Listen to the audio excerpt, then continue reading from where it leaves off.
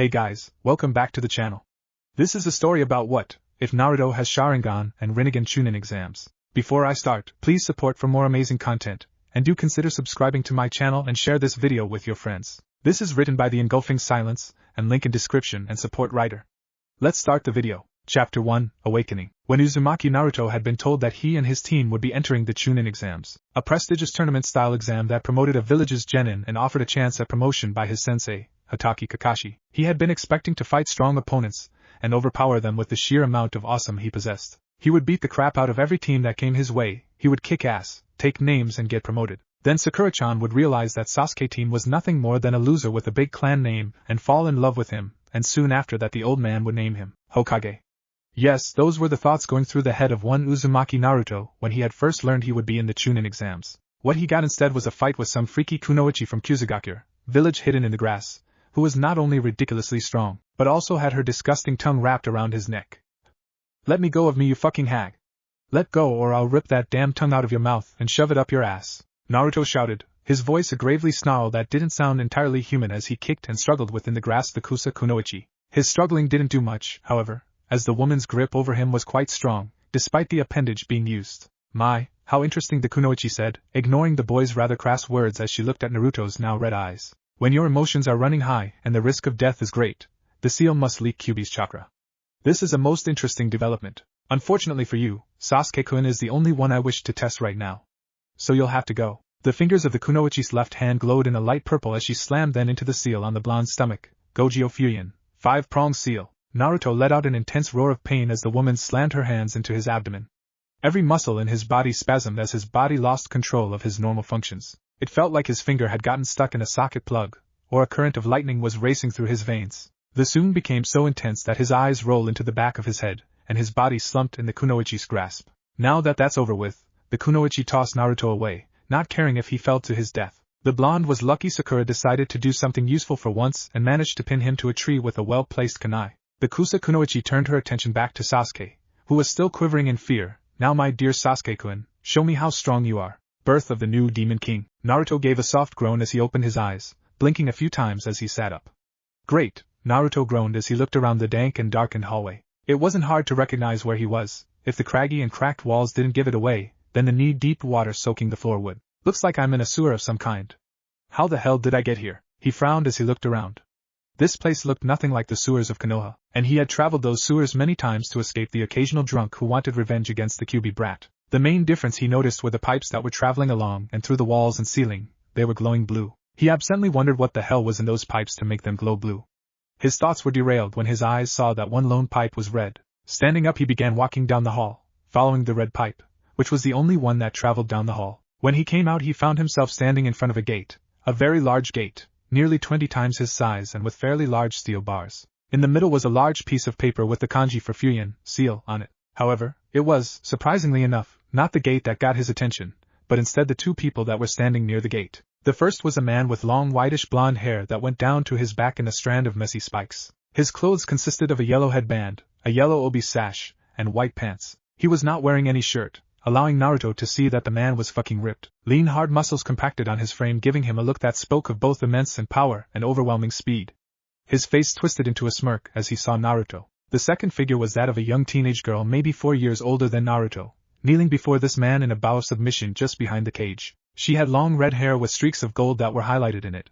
Her long locks went into 9 ornate braids that reached her lower back. 2 bangs framed a face that was beyond perfect, a slight mixture between oval and heart-shaped. Her face had a regal beauty about it, with higher-than-average cheekbones that still managed to retain a soft look, a small button nose and cupid bow, lips which were a rich red color. Naruto felt it would be very easy to mistake her as some kind of Haim princess, or at the very least a rich noble. Her skin was a pale porcelain color, giving her a delicate and smooth as silk look. She was wearing a red kimono that went down to her feet, with 2 slits running down the sides, and a V-neck cut in front, showing a little of her generous assets. She had an hourglass figure that civilian girls could only dream of, and even the most active kunoichi would kill for. All in all, she was very beautiful. In fact, Naruto had never met anyone prettier than this girl, and considering he had met the likes of Kurenai and Anko, that was saying something.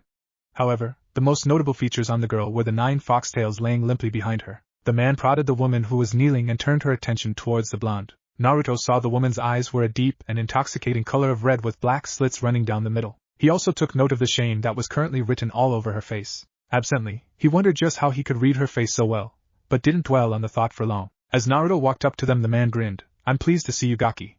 I had been hoping we would meet soon. But that damn seal kept getting in the way." At the word seal, Naruto stopped walking. He looked at the man for several seconds, before turning his gaze onto the woman. He looked back at the cage, specifically the seal, before things managed to click together for him. "You're the Kyuubi, aren't you?" Naruto asked, turning his eyes back towards the woman.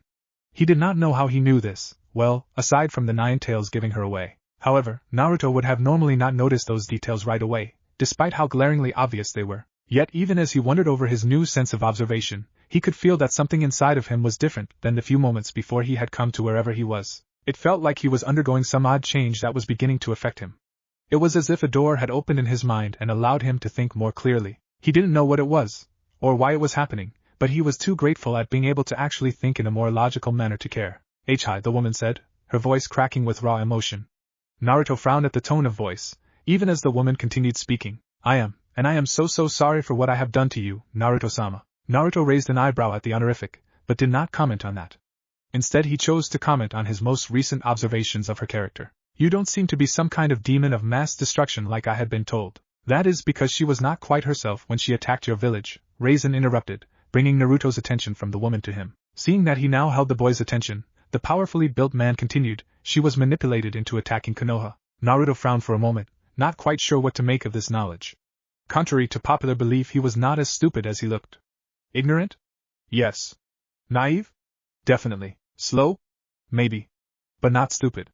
If he had been, then Naruto never would have survived past his 4th birthday. His problem had always been his notoriously short attention span, which was due to the nearly unlimited amount of energy he possessed. That overabundance of energy made it hard for him to concentrate on any one thing that he found uninteresting for too long. However, even with his newfound ability to think, he did not know what to make of the knowledge that had just been presented to him. In the end he decided to put what he had heard on hold for a moment, so he could deal with something less troublesome than the possibility that Kyuubi may not be a raging beast of hate and destruction. With that thought in mind, Naruto turned his complete attention on the male of the duo, and in a blunt manner said, "And who the hell are you?" "My name is Raisin," the man said with a smirk.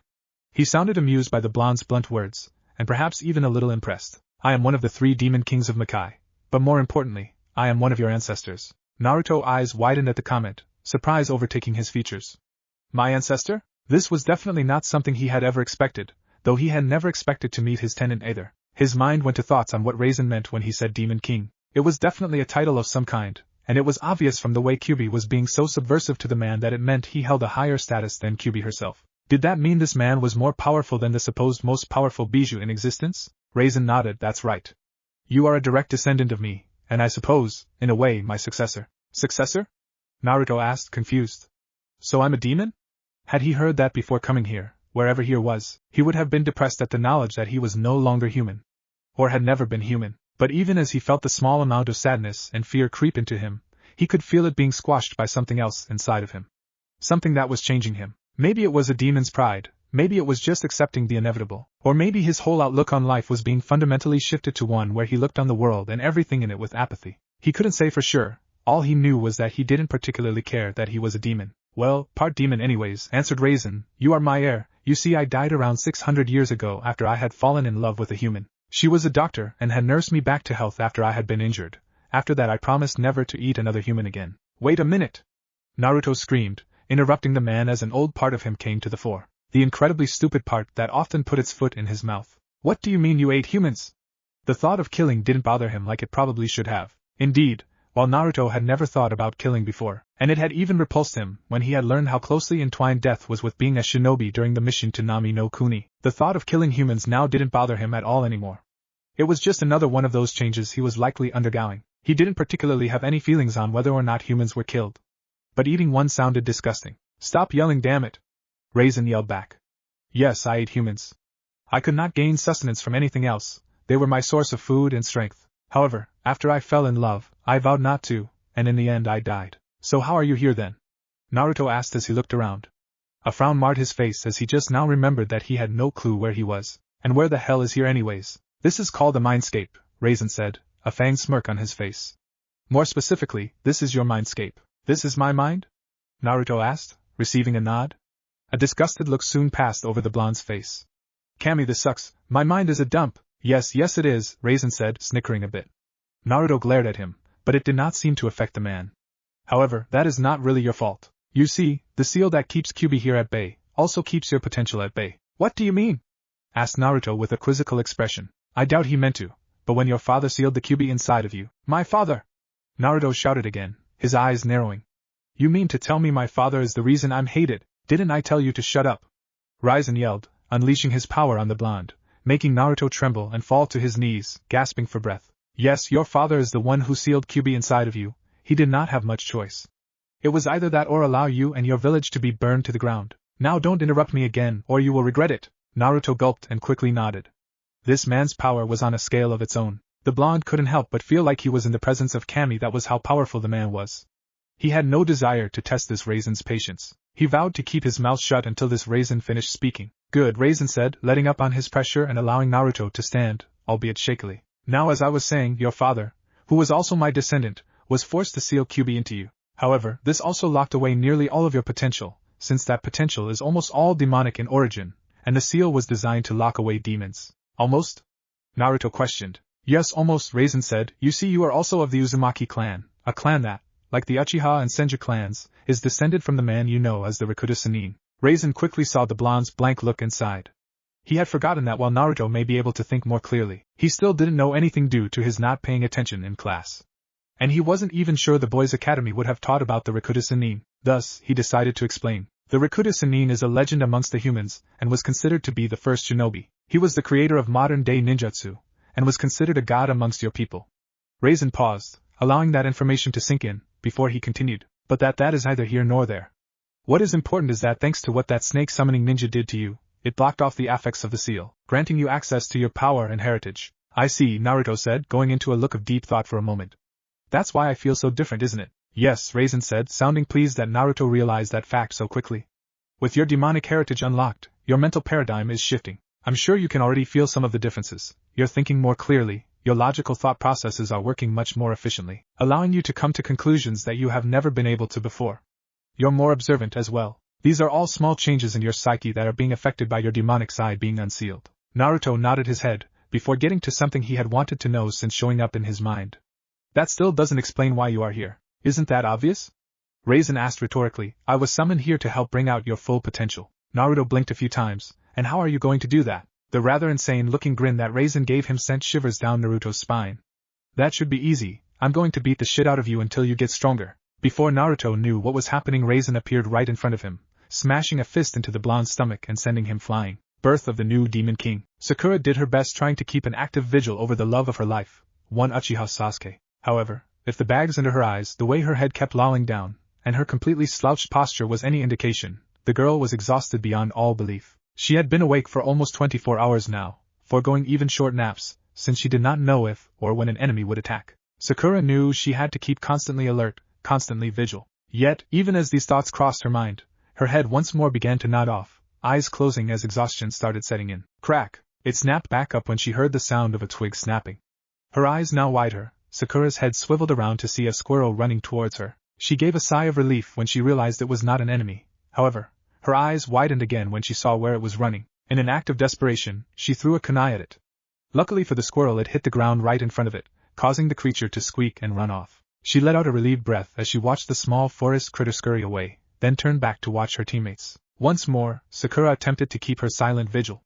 She had no clue how long she sat there, staring at her teammates and occasionally looking around at the surrounding forest, but soon enough, her head began to nod and her eyes began to close. That was when she heard a chuckle coming from in front of her. Looking up, it was to see the 3 Oto genin that had attacked Kabuto before the first exam. The boy on the far left had spiky, dark hair and dark eyes. A large beige t-shirt covered his upper body with the word death inscribed upon it in kanji on the front. He also had a pair of snake-pattern pants, 2 black strips fastening his shirt to him around the shoulder areas, black sandals, a snake-patterned scarf around his neck, and a headband secured tightly around his head. The guy in the middle, though he was slouched over, it was hard to tell just how tall he was due to this fact, but Sakura figured he'd at least be as tall as the other male in the group. He had bandages covering most of his face with the exception of the area around his left eye, had a large poncho with incredibly long sleeves, a snake-patterned scarf around his neck, and a straw raincoat protruding from his back where the scarf went around. The final member of their team was a girl, who had dark-colored eyes and extremely long black hair nearly reaching the ground, and was tied at the end by a violet ribbon. She was fair-looking, with a green vest similar to a flak jacket covering her upper body, a snake-patterned scarf adorned around her neck, a pair of pants of the same color, and sandals. All of them had a cocky-looking smirk on their faces. Well, the two whose faces could be seen. She could not tell if the one with his head wrapped in bandages did or not, but figured it was safe to assume he did. "Looks like you've been up all night," came the smug voice from slouched man in the middle. "Now if you don't mind, why don't you wake up the Uchiha? We're here to fight him." It was clear this man was the spokesperson and leader of the group. While he was talking, the other two just leered at the pinkette. "What do you want here? I mean, what do you really want?" asked Sakura. "I know Orochimaru is calling the shots from the shadows." Her words caused the trio to widen their eyes in recognition of the name. "You guys work for him, don't you? Tell me what that mark he put my Sasuke-kun is? I wonder what that man is up to." Dosu wondered out loud.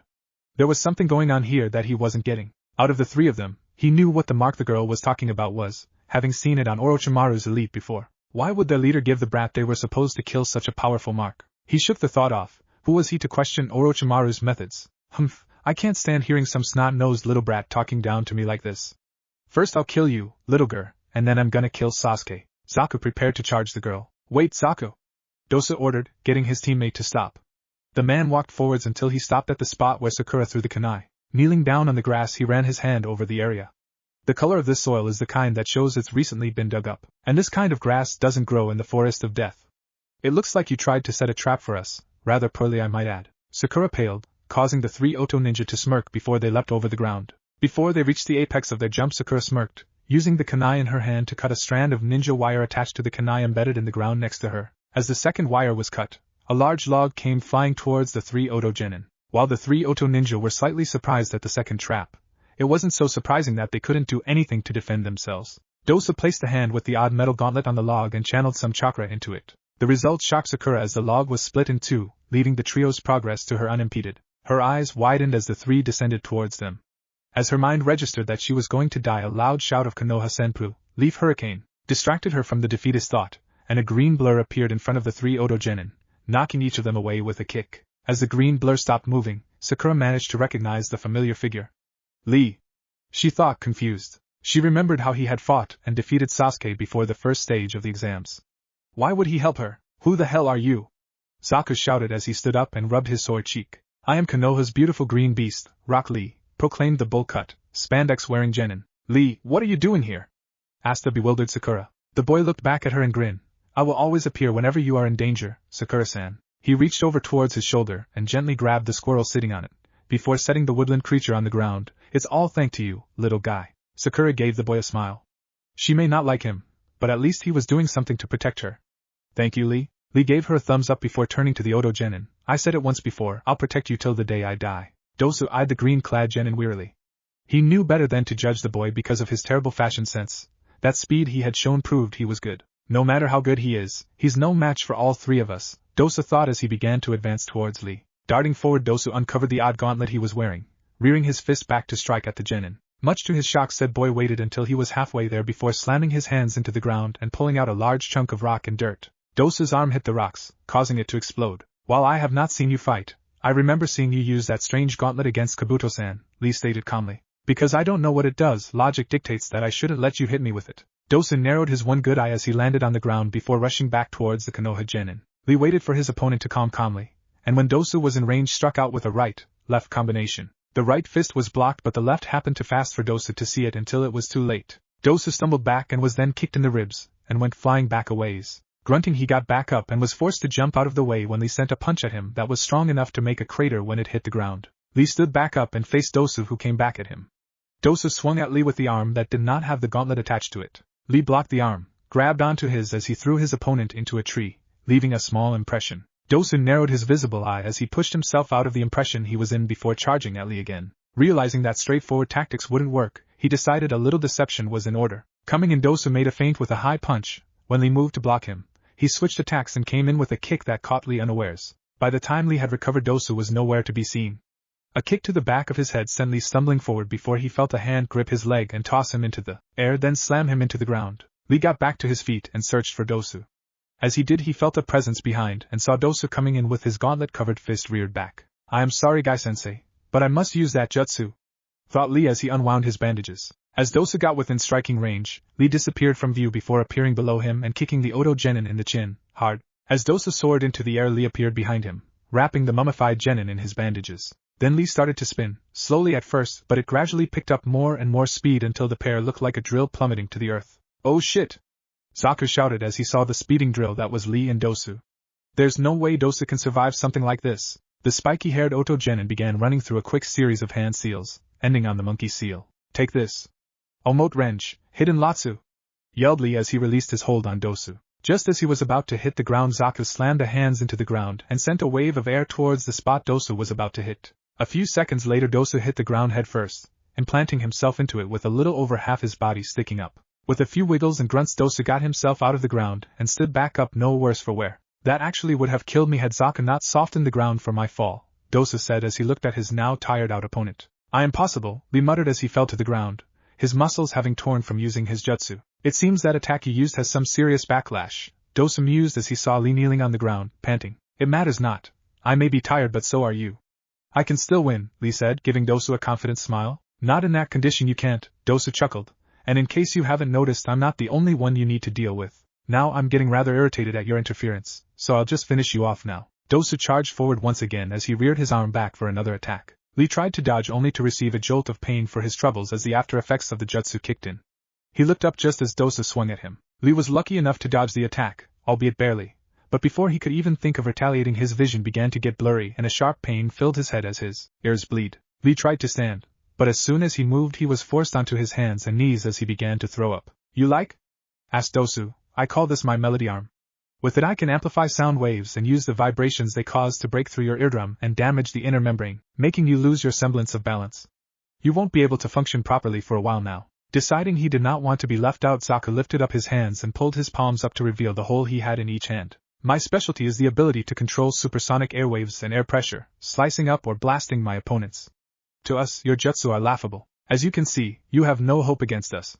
You put up a good fight, but it's time to say goodbye, kid. Dosu reared his melody arm back, ready to strike. He didn't get the chance to swing as a powerful punch connected with his jaw, launching him back several feet. Dosu looked up in surprise at seeing a fiercely determined Sakura standing beside Lee, her fist held out in a punch. So it looks like she's not completely useless after all, Zaku commented with a sneer. Sakura panted as she glared at the trio. There was no way she could win against one of them, let alone all three at the same time. I wish Sasuke-kun was awake, Sakura thought to herself. Surely he would save me if he were. Cha! Sasuke-kun would kick their asses. Came the voice of inner Sakura, the alter ego that existed inside the pinkette's head. Unfortunately, Sasuke was unconscious and Lee was beaten. He had protected her while Sasuke was out of it, so the least she could do was help him until Sasuke could wake up and save them. As Sakura-san? Asked a wide-eyed and surprised Lee. Don't worry, Lee. I can at least hold them off for a bit while you recover, Sakura said with a determined expression. Heh, I don't even know if she's worth the effort, Zaku commented. Well then, why don't I take care of this? Kin asked rhetorically. Sakura looked at Kin before dashing towards her. She flung several shuriken before going through a set of hand seals. Kin blocked or dodged all the shuriken and looked at the pinkette only to see three of her. You don't honestly think a pathetic jutsu like that is going to work, do you?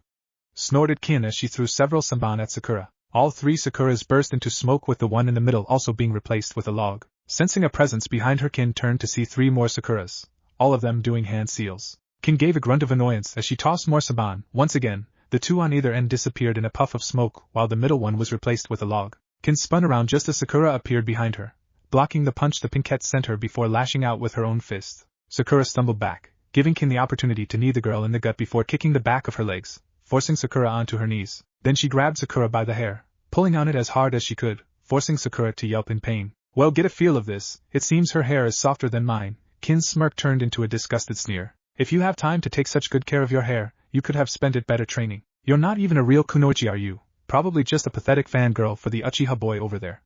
Hey Zaku, why don't we kill that Sasuke guy in front of this little bitch? Heh, it would be my pleasure, Zaku said as he made his way over to the shelter. Tears began leaking out of the corner of Sakura's eyes. Everything was going wrong. Sasuke was unconscious and about to be killed, and these people were going to force her to watch. These things weren't supposed to happen. Sasuke was supposed to wake up and save her, and then they would get married and she would have his babies. And now they were both going to die. Despite having nothing to do with her current predicament, she blamed Naruto for not being awake to help her protect Sasuke. A yank on her hair brought her head back up. Come on, pay attention. My teammate is going to kill your boyfriend. I wouldn't want you to miss it. Sakura's eyes widened. I can't let them kill Sasuke-kun.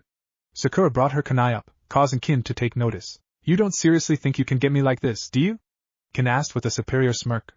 Don't be stupid, you're too weak to get me. Who said this was for you? Wah! Sakura slashed the kunai up behind her, cutting off her hair and surprising Kin. Standing up, the pink-haired girl reared her head back and smashed it into Kin's face, causing the girl to stumble back. Sakura then raced towards Zaku, who had taken notice, and began several hand seals. Zaku sent a blast of airwaves at her, but Sakura replaced herself with a log, reappearing on his left doing more hand seals. Gah! You're so annoying! Zaku shouted as he released more airwaves. However, Sakura once again replaced herself with a log, this time appearing above him. That stupid technique will only work so many times. He flung a kunai at her, and then began searching around for where she would appear next. After a while, when she did not reappear, he blinked, then became surprised when he felt blood splatter onto his face. He looked up to see Sakura with a kunai in her forearm still descending on him. She jabbed her own kunai in his left forearm while biting onto his right hand. The two tumbled to the ground with Sakura on top and keeping Zaku from using his airwave attack. Gah! You bitch! Get off! He began to smash a fist onto her head, attempting to get her off of him. You goddamn crazy bitch! Get off! Birth of the new Demon King. Ever since the start of these exams, things have been nothing but trouble for the members of Team 10. Their first problem had come from Choji, who, after several days within the forest, had begun to complain about the lack of food. Thus, Ino had been forced to bully Shikamaru into catching some fish. The second problem had come from the task itself, namely, they hadn't been able to get the other scroll they needed. It hadn't helped that the few teams they had run into had been way too strong for them, and the only time they had run into a single ninja, it just had to be last year's Rookie of the Year. And that was a guy Shikamaru wouldn't face on his best day. Needless to say, the whole thing was very troublesome. If that wasn't enough, and these exams hadn't already gone pear-shaped, the three of them had run into the most troublesome situation to date. Shuji, Ino and Shikamaru had just been minding their own business, trying to find some weaklings they could get a scroll from, when they had stumbled on the scene and watched in horror as one of the people they knew from the academy was getting her face beaten in. What do you want to do, Ino? Asked Shikamaru, for once his voice not sounding lazy. It was troublesome, but much as he just wanted to watch the clouds or go to sleep, now was not the time. Ino bit her lip as she remained silent. She didn't know what to do. A part of her wanted to help her former friend. She could still remember how she first met Sakura. The pinkette had been getting picked on by Ami, a former classmate of theirs that had failed to graduate. She had helped chase them away, then discovered they had been making fun of Sakura for her large forehead. Ino could still remember the days she had given Sakura the red ribbon she had used to wear back at the academy, claiming that if she made a big deal of her forehead, then others would simply make more fun of her. They had been best friends up to that point, until Sasuke had come along. It had been 6 months into the academy when Sakura had given her back the ribbon she had given the pinkette as a sign of their friendship, claiming that they were rivals from now on for Sasuke's affection. To this day, she and Ino were still enemies. And yet at the same time, Ino? Shikamaru said, snapping the blonde from her funk. She looked over at her lazy teammate to see the serious expression on his face. She's your friend, isn't she? Didn't you two know each other really well in the academy? Ino looked at Shikamaru, before looking back at Sakura, who was still taking a beating. A determined expression came onto Ino's face as she stood up. Let's get out of here. Birth of the new Demon King. After bashing Sakura in the face several dozen more times, Zaku finally managed to pry the girl off. The girl had been pretty damn tenacious, hanging on like a pit bull once it got its hands, or teeth as they were, a bone. Zaku had lost count of the number of times he'd pounded his fist into the girl's head, but the last one finally managed to dislodge her. As Sakura was sent sprawling to the ground, he stood up, a scowl on his face as he glared down on her. Damn bitch! Zaku growled, anger and hatred permeating his voice. I'm gonna blow you away, you little cunt! The Odo Genin's hands were quick to come up, the blowholes within his appendages practically humming with chakra. He was just about to blow her to oblivion when Team 10 appeared, Shikamaru on the left, Ino in the middle, and Choji sitting on his hand on the right. It became clear that only Shikamaru and Ino had come willingly, because Shikamaru was holding on to Choji's scarf, having obviously dragged the larger boy with him. What the hell is this? The second line of defense, Zaku snorted. No matter how many of you losers turn up, the outcome is going to be the same. He was beginning to get particularly annoyed by all of the interruptions they'd been having. This mission was supposed to have been simple: find Sasuke and kill him. He was already unconscious and the girl shouldn't have taken much to put down. Minimal fuss, minimal risk. Now they not only just finished a fight with some taijutsu freak that looked like he'd glued caterpillars to his eyebrows, but the pink-haired little bitch had proven to be more trouble than she was worth. And now they had to deal with this interruption. It was fraying the end of Zaku's relatively short fuse. Ino? Sakura voiced her confusion.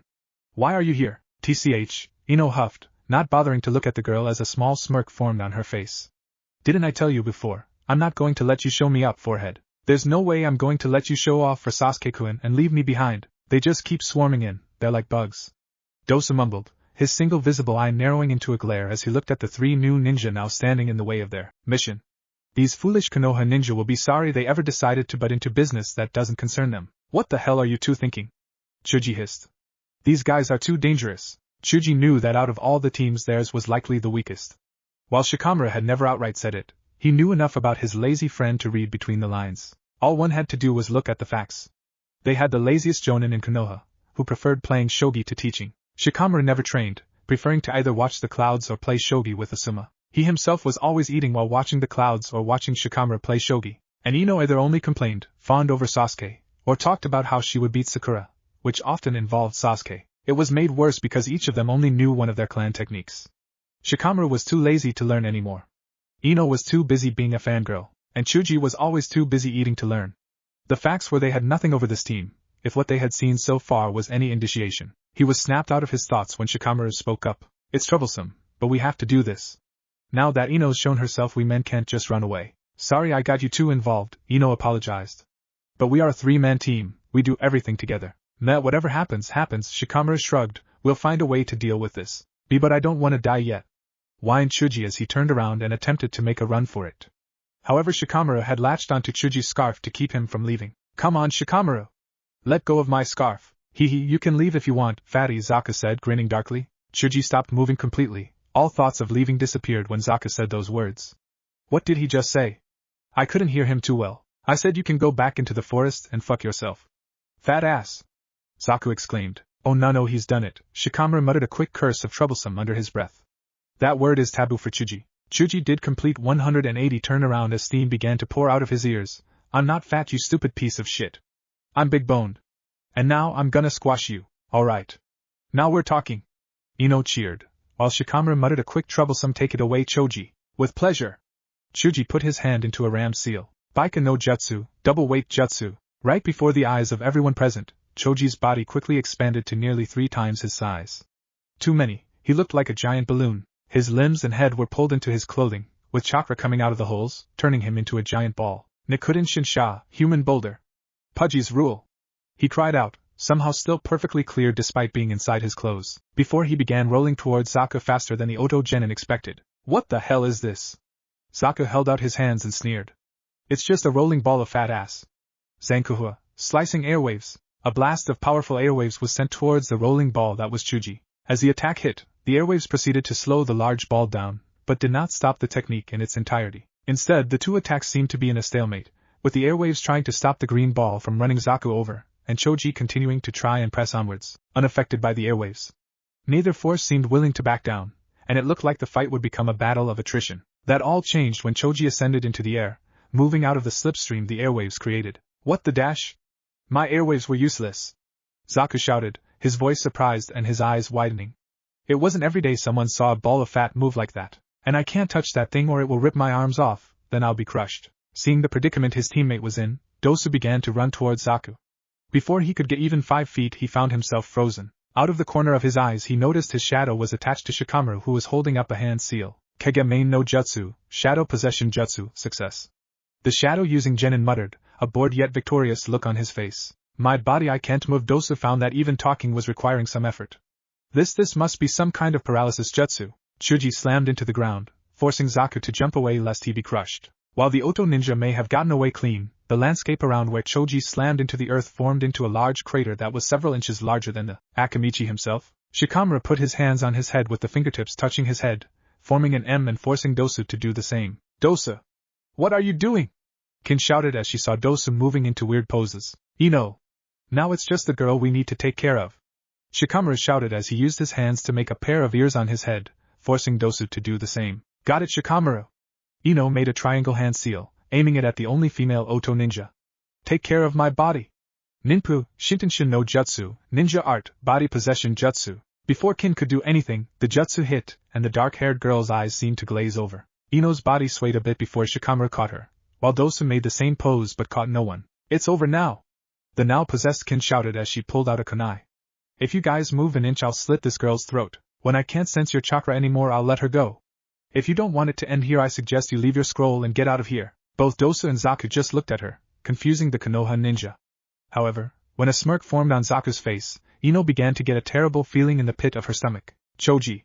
She shouted, just as Sasuke held up a hand towards her and sent a powerful airwave at the girl. Choji managed to get there in time, but due to the position of his body and the fact that he was spinning perpendicular to the attack, he was unable to fully block off the effects of the jutsu. In the end, while the attack may not have hit his teammate, Choji ended up smacking into Ino, sending her flying while he smashed against the ground several feet away, too dizzy to be of much use. The possessed girl hit the tree behind her, making her yelp in pain and cough up blood. Because of the effects of the jutsu, blood also started coming out of Ino's mouth. Ino! Shikamaru yelled in worry. These Gisti don't even care if they hurt their comrade, Ino said from Kin's body as she lay on the ground. Heh, I think you guys are confused about us, Sasuke said darkly. Our goals are not the stupid scrolls nor to safely complete this exam, Dosu said, his eyes holding a dark quality that made him look slightly insane. We're simply here to kill Sasuke. The genin who had not known that felt their eyes widen in surprise. None of them could understand what was going on. Why were these people after Sasuke? As far as they knew, Sasuke had never done anything to warrant assassins coming after him. So why were these people so adamant on killing him? Damn it! This jutsu's gonna end soon.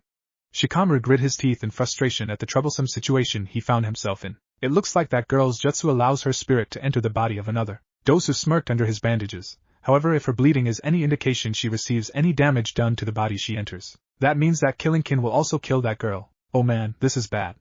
Shikamaru was sweating up a storm as he realized how terrible of a position they were in. Not only were these Oto ninjas stronger than they were, but they had now lost the element of surprise. The mummy-looking genin had already figured out his and Ino's jutsu, and Choji's jutsu were straightforward taijutsu attacks. No need for analysis there. And now they were in a bind. His jutsu had worn off, Choji was down and too dizzy to actually do anything, and Ino had already used her only jutsu and it hadn't worked out as planned. Shikamaru knew he would need to come up with something to get them out of this, and fast. Would you really kill your teammate? He asked, trying to stall for time. Anything, even a second or two would be good. The longer they lived, the better their chances of survival were. PSH, you seem to think we actually care about the girl, Sasuke said, looking at the Konoha genin with a grin. The only reason she's even on the team is because her skills complement ours. But if she can't even keep from getting caught in a worthless jutsu like that, then she's just useless baggage. Bah, I can't take this anymore. Everyone looked up to see Niji and Tenten on a branch several meters above them. Niji scowled as he crossed his arms, some small-time ninja from a second-rate village like Oto fighting a bunch of kids. You call that a victory? He scoffed. How pathetic. They keep coming out like cockroaches, Dosa mumbled. Lee Tenten muttered as she saw her teammate. Niji looked at her before look back at the battle, more specifically 3 Oto genin. He channeled some chakra into his eyes, causing veins to bulge around the sides of his head, and if one looked closely enough, inside of his eyes as well. The glare he sent the Oto ninja, enhanced by the bulging veins of his Byakugan, caused Dosu and Zaku to freeze in their tracks. The kid with the bowl cut is our teammate. It looks like you went a little overboard with him. So what if we did? What are you going to do about it? Zaku gave the Hyuga a defiant glare. Niji opened his mouth for a moment before he smirked and deactivated his Byakugan. I don't have to do anything. Everyone wondered what he meant with that statement, but it soon became clear when a vile and evil chakra descended onto the clearing. Everyone turned to see Sasuke, still on the ground, but with a violent purple chakra leaking out of his body like wisps of smoke. It wasn't long before the chakra covered his entire body, encasing him in an ugly purple barrier. Said barrier soon exploded, purple chakra lashing out in all directions. Sasuke was standing, his legs spread out, the upper half of his body slouched down in a slightly feral position. The right side of his body began to glow with odd orange markings that spread across his face, arms and legs like a parasite, strange symbols that looked every bit as evil as the chakra he was unleashing felt. Sasuke-kun, Sakura mumbled in shock, awe and more than a little lust as she saw all of the power he was emitting. This, Sasuke Uchiha said in awe, his eyes looking at the arm that was covered in all of the Fuinjutsu markings.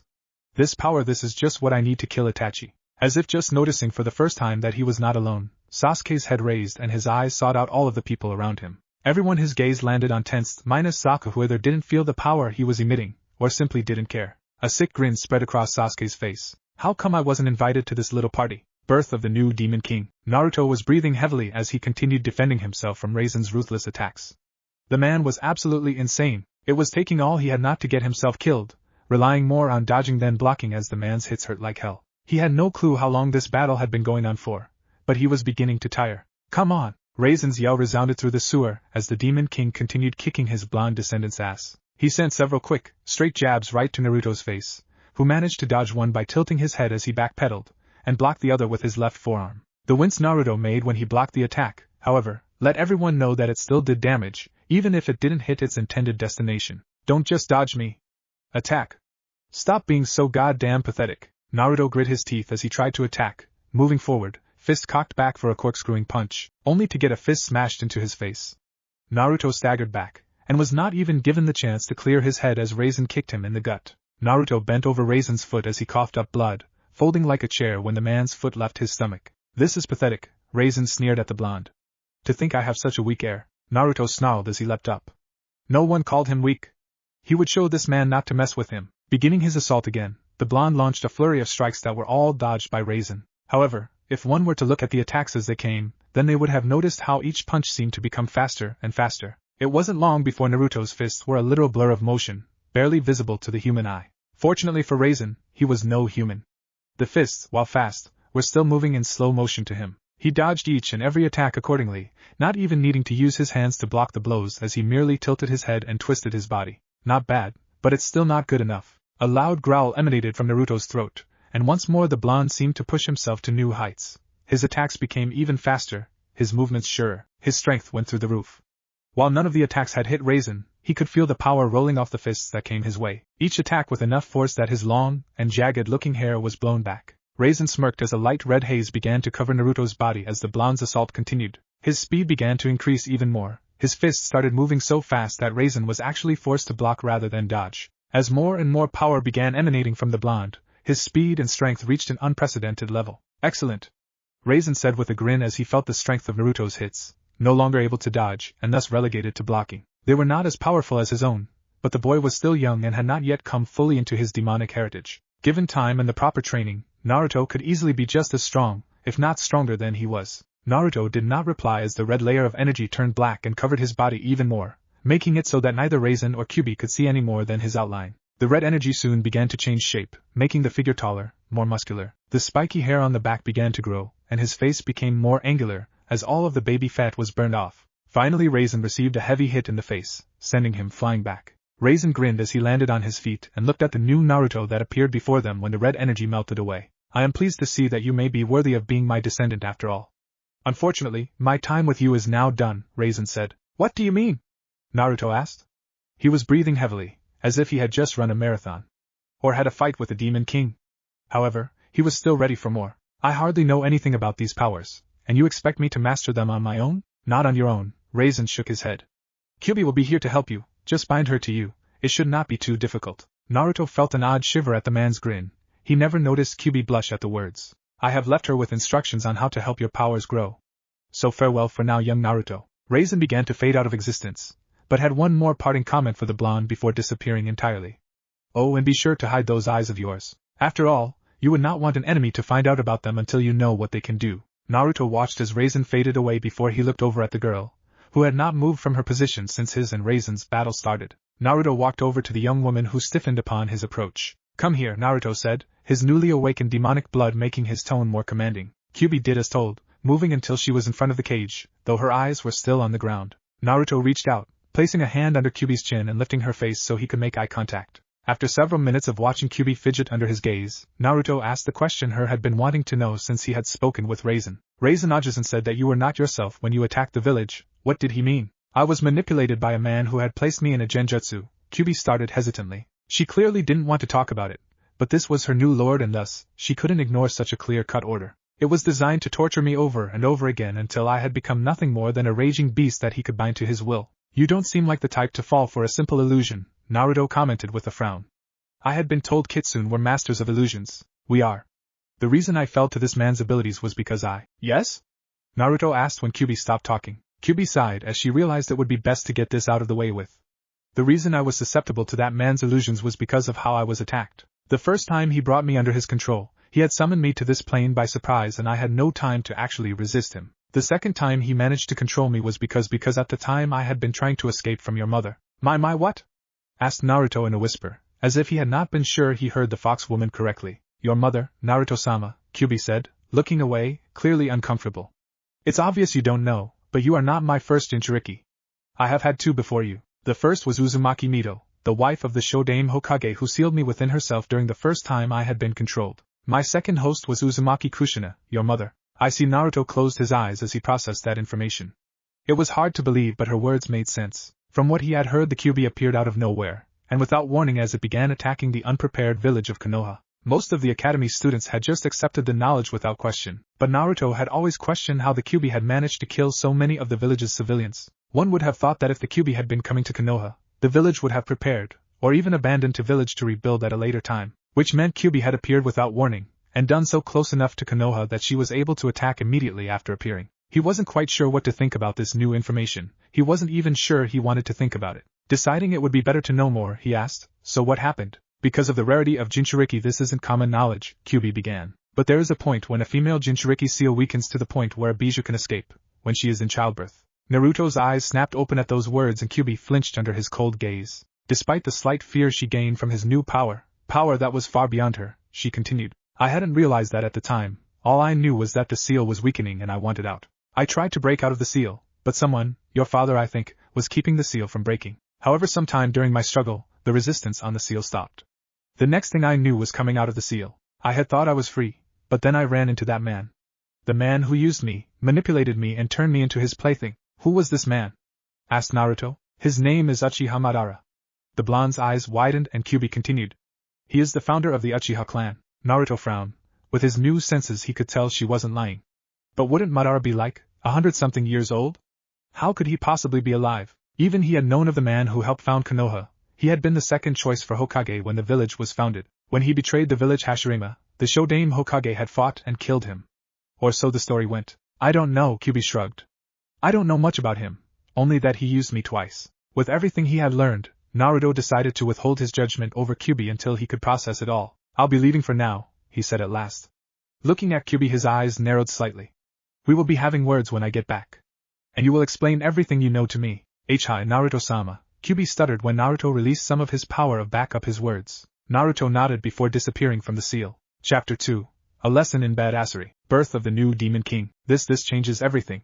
Dosu's mind was in shambles as he stared at the raven-haired boy with the markings of Orochimaru's curse seal spreading across his body. His chakra is incredible. There's no way we can compete with this kind of power. "Ha! You're finally awake," Sasuke said as he stepped towards Sasuke, a smirk on his features. "Now I can finally kill you." Dosu was the only one who knew what that seal was, having seen it on 4 others who were Orochimaru's elite guards. He knew that his teammate didn't stand a chance against Sasuke as he was now, and tried to stop his fellow Oto ninja from attacking the Uchiha. "Zaku, don't." However, it was too late as Zaku held out his palms and shouted, "Zenku Hayakaha," extreme decapitating air waves. The blast of slicing airwaves that emitted from Zaku's hands were incredible. Everyone was forced to crouch down and cover their eyes as the immense pressure displaced the air around them, causing many of those in attendance to be nearly blown off their feet. When the jutsu finally ended, the many groups that had converged saw that the land in front of Zaku had been turned into a large trench several feet wide and nearly a foot deep.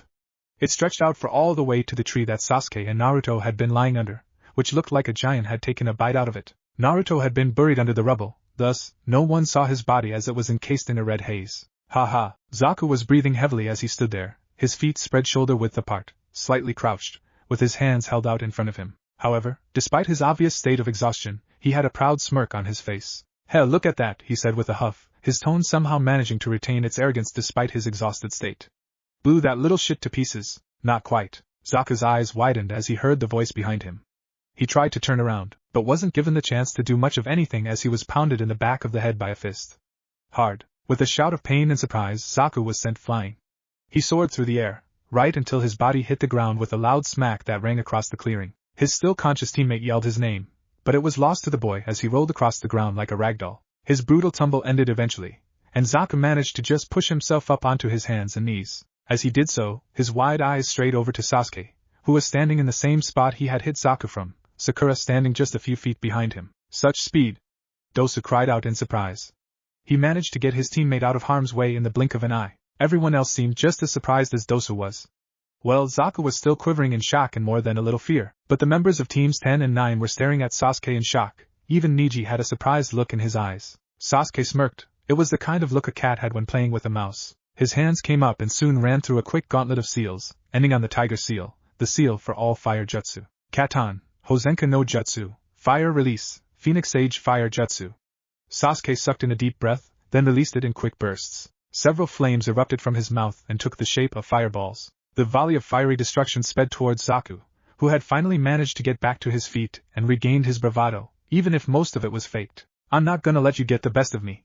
The Oto Genin stuck his hands out and released a powerful burst of airwaves that smacked against the fireballs, putting the flames out, only to find that Sasuke had hidden shuriken inside of the flames.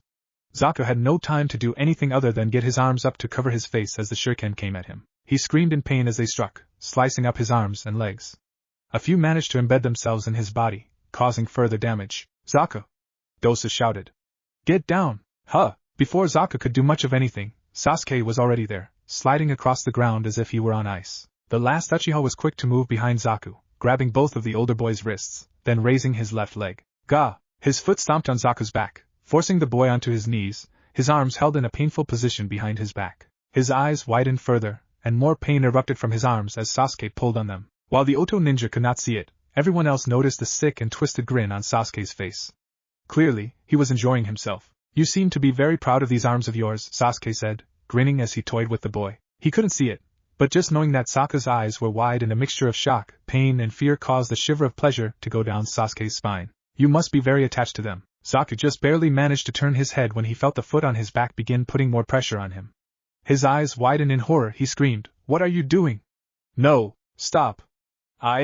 Crack! The sound of Zaku's arms breaking like a couple of twigs rang throughout the forest. Everyone there watched in horror as the Oto ninja's arms were bent in a way that defied human anatomy. The arms were now mangled and twisted in such a way that it would be a miracle to get them fixed without a medical ninja, or some very painful manual repositioning. Zaku, his senses overloaded with pain and his mind unable to fully comprehend what was happening, ended up passing out. His eyes rolled into the back of his head, and as Sasuke let go of his arms, he fell down to the ground with a dull thud. With the one arrogant enough to actually challenge him now beaten, Sasuke looked up at the others in the clearing. Everyone cringed at the insane gleam in his eyes, everyone except Sakura, who had hearts in her eyes as she thought of how cool her Sasuke-kun was. Even Ino, who had been just as rabid a fangirl as Sakura, couldn't help but flinch at the bloodlust and evil intent radiating off of raven-haired Genin. However, Sasuke ignored them. They were just pests to be dealt with at a later time as far as he was concerned. Now who's next? Sasuke said as he advanced on Dosu, who began backing away in fright. The Uchiha noticed this and grinned. Scared? That's too bad. I was hoping you would provide more entertainment than that other one, but it looks like I'm not going to get even that. However, before Sasuke could get to Dosu, another powerful chakra came crashing down on the clearing. This one so potent that everyone, even Sasuke, was forced to their knees as they struggled to breathe. No one could pinpoint the source of this power, mainly because no one could actually lift their heads to look. Only Negi would have been capable of seeing where the source was coming from due to his Byakugan, and he had been forced to turn it off, lest the chakra saturating the area blind him. Underneath the rubble from the tree where Naruto had lain, the red cocoon that had surrounded him exploded. The debris from the tree flew everywhere as a bright red light flashed across the clearing. Everyone was forced to close their eyes as a red light came over them. When it was over, they turned their attention to the tree where the light had come from, and were shocked to see a person standing there. He stood at about a height of about 167 centimeters, making him a little over a head taller than Sasuke. He was not wearing a shirt, allowing everyone to see the rock-hard and compact muscles that ran along his chest, abs and arms. Streamlined, that was the closest word any of the people there could think of for his body type. He wasn't big, nor did his muscles bulge like what people would see from a bodybuilder or a pro wrestler. However, he was ripped, his muscles were defined and cut in a way that made them look as if they had been chiseled from stone. Even the most minuscule of movements caused them to twitch and flex. His pants, which were straining against the man's muscles, were a bright and obnoxious orange that very few people would be caught dead wearing. They were also familiar, though no one there seemed capable of making the connection as they were still trying to make their brains work again. He had on blue shinobi sandals and a Konoha headband wrapped around his head, keeping his waist-long mane of spiky golden blonde hair out of his face, allowing them to see a pair of deep blue eyes. His face was lean, masculine, with a well-defined jawline. The only oddity to his features, which really did nothing to detract from his image, were the small pair of fawn-like canines jutting from his upper lip. Had the situation not been so serious, both Ino, and quite possibly even Tenten, would have likely creamed themselves from just looking at the man's face and body. He had the kind of looks that seemed almost divine, like someone had seen God and decided to chisel out his features in stone. Any woman that saw him would claim the man embodied perfection. The blonde man walked out of the large hole he had made in the tree and looked around, eyeing each of the people there. I wonder what the hell is going on here? The man questioned in a deep voice, though it was clear the man was talking to himself. He did not seem particularly concerned about the situation he was in. If anything, he seemed amused. Sasuke looked at the man who was radiating power like beacon with jealousy. This man's power was even stronger than the one he was using. That power should be his. Who the hell are you? Sasuke demanded to know, his sharingan eyes glaring at the man. Combined with the curse mark, it made for an intimidating sight. The before him did not seem fazed in the slightest. Instead of cowering like most would have, he smirked. I'm surprised you don't recognize me, team. It hurts to know that my own teammate can't even figure out who I am. Sasuke narrowed his eyes as he registered what the man said. Dope. Everyone looked over at the blonde in shock when they heard Sasuke's words. There was no way this ripped and extremely powerful-looking man could be the dead last of their class. Could there? Naruto laughed and gave Sasuke a mocking clap. So I see you really do have a brain in that head of yours. Sasuke growled. I'm gonna have to show you why you shouldn't insult your betters, loser. My betters, huh? Naruto said with a grin as he watched Sasuke get closer. To him, the boy was moving in slow motion. The blonde watched and waited, not even bothering to react until Sasuke was right next to him and preparing to send a punch his way. The young Uchiha didn't even know what hit him as Naruto's fist collided with his chest, the power behind the punch making it feel like his entire ribcage had caved in before he was sent flying. Everyone watched in absolute shock as Sasuke was sent sailing right into a tree, hitting the trunk hard enough to cause it to crack. Sasuke slid down the tree as his curse-seal receded. He was unconscious before he even hit the ground. Naruto ignored the shocked looks on everyone's face as he walked over to Dosu. Hand over the scroll now, or I'll finish what that little bitch of an Uchiha started, Naruto commanded. Dosu gulped as he grabbed his scroll. He knew better than to mess with someone who could defeat Sasuke with his curse seals so easily.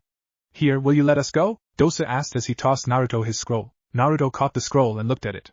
Nodding with a satisfied look, he pocketed the scroll and gave Dosu a dismissive wave. Yeah, you can leave. Dosu held in a sigh of relief as he picked up Saku and Kin, throwing one over his shoulder and the other in an underarm carry. Naruto waited until Dosu was out of sight, before turning around to face the Konoha genin. Yo, he said with a wave. Everyone looked at him, still stunned. Naruto? Shikamaru asked, his tone unsure. While he felt this was the best guess he had, mainly because of the kill me orange pants the man was wearing, it was still hard to believe that this man was the obnoxious loudmouth they had known at the academy. Shikamaru couldn't help but wonder what happened to the blonde. They had all seen him lying under the tree with Sasuke, and he had most definitely not looked like he did now, which meant that something must have happened between those few seconds during the recent battle between Sasuke and the Oto ninja. But what? Shikamaru wondered. Unfortunately, even he couldn't come up with any explanation as to Naruto's extraordinary transformation. Naruto rolled his eyes. Who else would I be? The fucking Tooth Fairy? Those words seemed to snap everyone out of their stupor, though many were still left wondering how this person, who was radiating power like a furnace, could possibly be Naruto. Sakura, however, did not care as she remembered what Naruto did to her Sasuke-kun. Her eyes quickly became enraged as she stood up. She began to march over to Naruto, her march quickly turning into a run as she shouted, Naruto and Obaka, look what you did to Sasuke-kun. With her fist cocked back and ready to let loose all of her righteous anger on the blonde like she usually did, Naruto grit his teeth at the loud and ear-piercing screech the pink-haired banshee unleashed. Looking over at the girl, the blonde frowned as he saw her rush him with a fist cocked back to deliver her righteous fury, not that he had any intention of letting her hit him anymore. He sidestepped her rather clumsy attack, chopping the back of her neck as she passed him to knock her out. As she fell face first to the ground, Naruto sighed and created two clones, one to carry Sakura and one to carry Sasuke. He looked over at teams 9 and 10. I suggest you guys get moving to the tower. With nothing left to say, the blonde leapt into the trees and disappeared. Was that really Naruto? Asked Ino. Now that the danger had passed, she felt herself shiver and slump to the ground. Her face became flushed as her mind remembered just how attractive the blonde had become. That is, if that was really Naruto. When did he get so hot? It looks like it, Shikamaru muttered, a disgruntled look on his face. It was clear he was not pleased with this new development. He also had no trouble expressing this through more complaining. This is just great. Now that blonde is going to be even more troublesome. Come on, we'd better head to the tower so we can get out of this troublesome forest. Birth of the new Demon King. Naruto grinned as he and his clones hopped through the trees at a speed that would put most ninja to shame. He felt great. Ever since he had woken up, Naruto felt like his body had been hooked up to a power coupling. His chakra, which had already been quite large, was now through the roof. The second chakra system, which he recognized as his Yukai, was a barely contained maelstrom of power, giving his namesake justice. He could feel it coursing through his body, rolling off him and giving him more energy than 1,000 ninja. He felt powerful, invincible. Absently, he twirled the new heaven scroll he had gotten from a group of unsuspecting AIM ninja that he had jumped around his fingers. It was amusing to see how pathetic some of the people entering this exam were. The 3 AIM ninja had been so busy trying to lay a trap for the clones he had sent after sensing them, that they had not even realized the real danger until he appeared within their midst. Now they were dead and he had their scroll. The blonde Uzumaki wasn't sure how long he had been in this forest, having been unconscious for some time during what he had decided to call his rebirth, since he felt it fit the description of his new changes. Currently, he and his clones were making their way towards the tower in the middle of the forest of death. He wanted to get there within the next hour. Ugh, Naruto looked over to see Sakura starting to wake up. Her body was stirring and her eyelids were beginning to flutter. A frown marred the blonde's face. He didn't want to have to deal with the girl shrieking right now. Thankfully his clone noticed too and made sure her head hit on a tree branch so he would not have to listen to the pink-haired girls screaming. The blonde took a moment to wonder just what the hell his old self had been thinking when he thought he was in love with that girl. She was nothing more than an overly loud and abusive fangirl, one who used every opportunity she had to degrade and hit him. His thoughts on his former stupidity in liking a banshee like Sakura didn't last long, however, since he had far more important things to think about. Several minutes later Naruto found himself standing in front of one of the doors leading into the tower. After kicking the door open, Naruto walked in and looked around. The room was fairly large, with several red columns on either side acting as supports. The walls were a barren gray, with cracks and stains that showed just how old this tower really was. The tiles were white, and while the walls were in rough shape, the tiles looked almost brand new. Strange. Soon enough, the blonde's eyes landed on a large poster hanging on the wall opposite the door. Naruto's keen eyes were quick to pick up what it said. Realizing it was a riddle and what it meant, Naruto created a clone and handed it the heaven scroll. The clone looked at Naruto, and seeing him nod, they both opened their scrolls at the same time. On the inside of both scrolls were a mass of lines and squiggles. They varied in size, shape and length, all of them written around a circle that seemed to be the base. It took a moment for the blonde to recognize the symbols as seals, but when he did his eyes widened as he realized what they likely meant. With a shout to his clone, both he and his doppelganger were quick to toss the scrolls away. The two scrolls hit the ground, forming an X as the heaven scroll landed on top of the earth scroll. There was a burst of smoke, and when it cleared, Iruka was standing in front of Naruto. Iruka was a man of average height and build. He had brown hair that was being kept in a ponytail, dark eyes and a scar that ran across the bridge of his nose, which he has had since his youth. He was wearing the standard Konoha shinobi outfit complete with forehead protector, sandals and flak jacket. The only difference between his outfit and most others was that he had the sleeves rolled about a fourth of the way up his arms. Iruka-sensei, Naruto said with a small smile on his face as he saw one of his only precious people. Iruka was the first person to believe in him besides the Hokage, and one of the only people that Naruto considered family. Hello Naruto. Iruka trailed off as he got a look at the new Naruto. His eyes widened in shock and for a second, it seemed he had been struck speechless. The scarred man managed to recover admirably, however, and was quick to ask, "What happened to you? You look different?" Naruto finished for Iruka with a shrug and a grin. "Let's just say my bloodline awakened and leave it at that." "Bloodline?" Iruka asked in undisguised curiosity. "I didn't even know you had a bloodline." "Yeah, either did I," Naruto said sardonically. At seeing Iruka's curious look he added, "I'll tell you about it later, sensei. Right now, I'm still trying to wrap my head around it."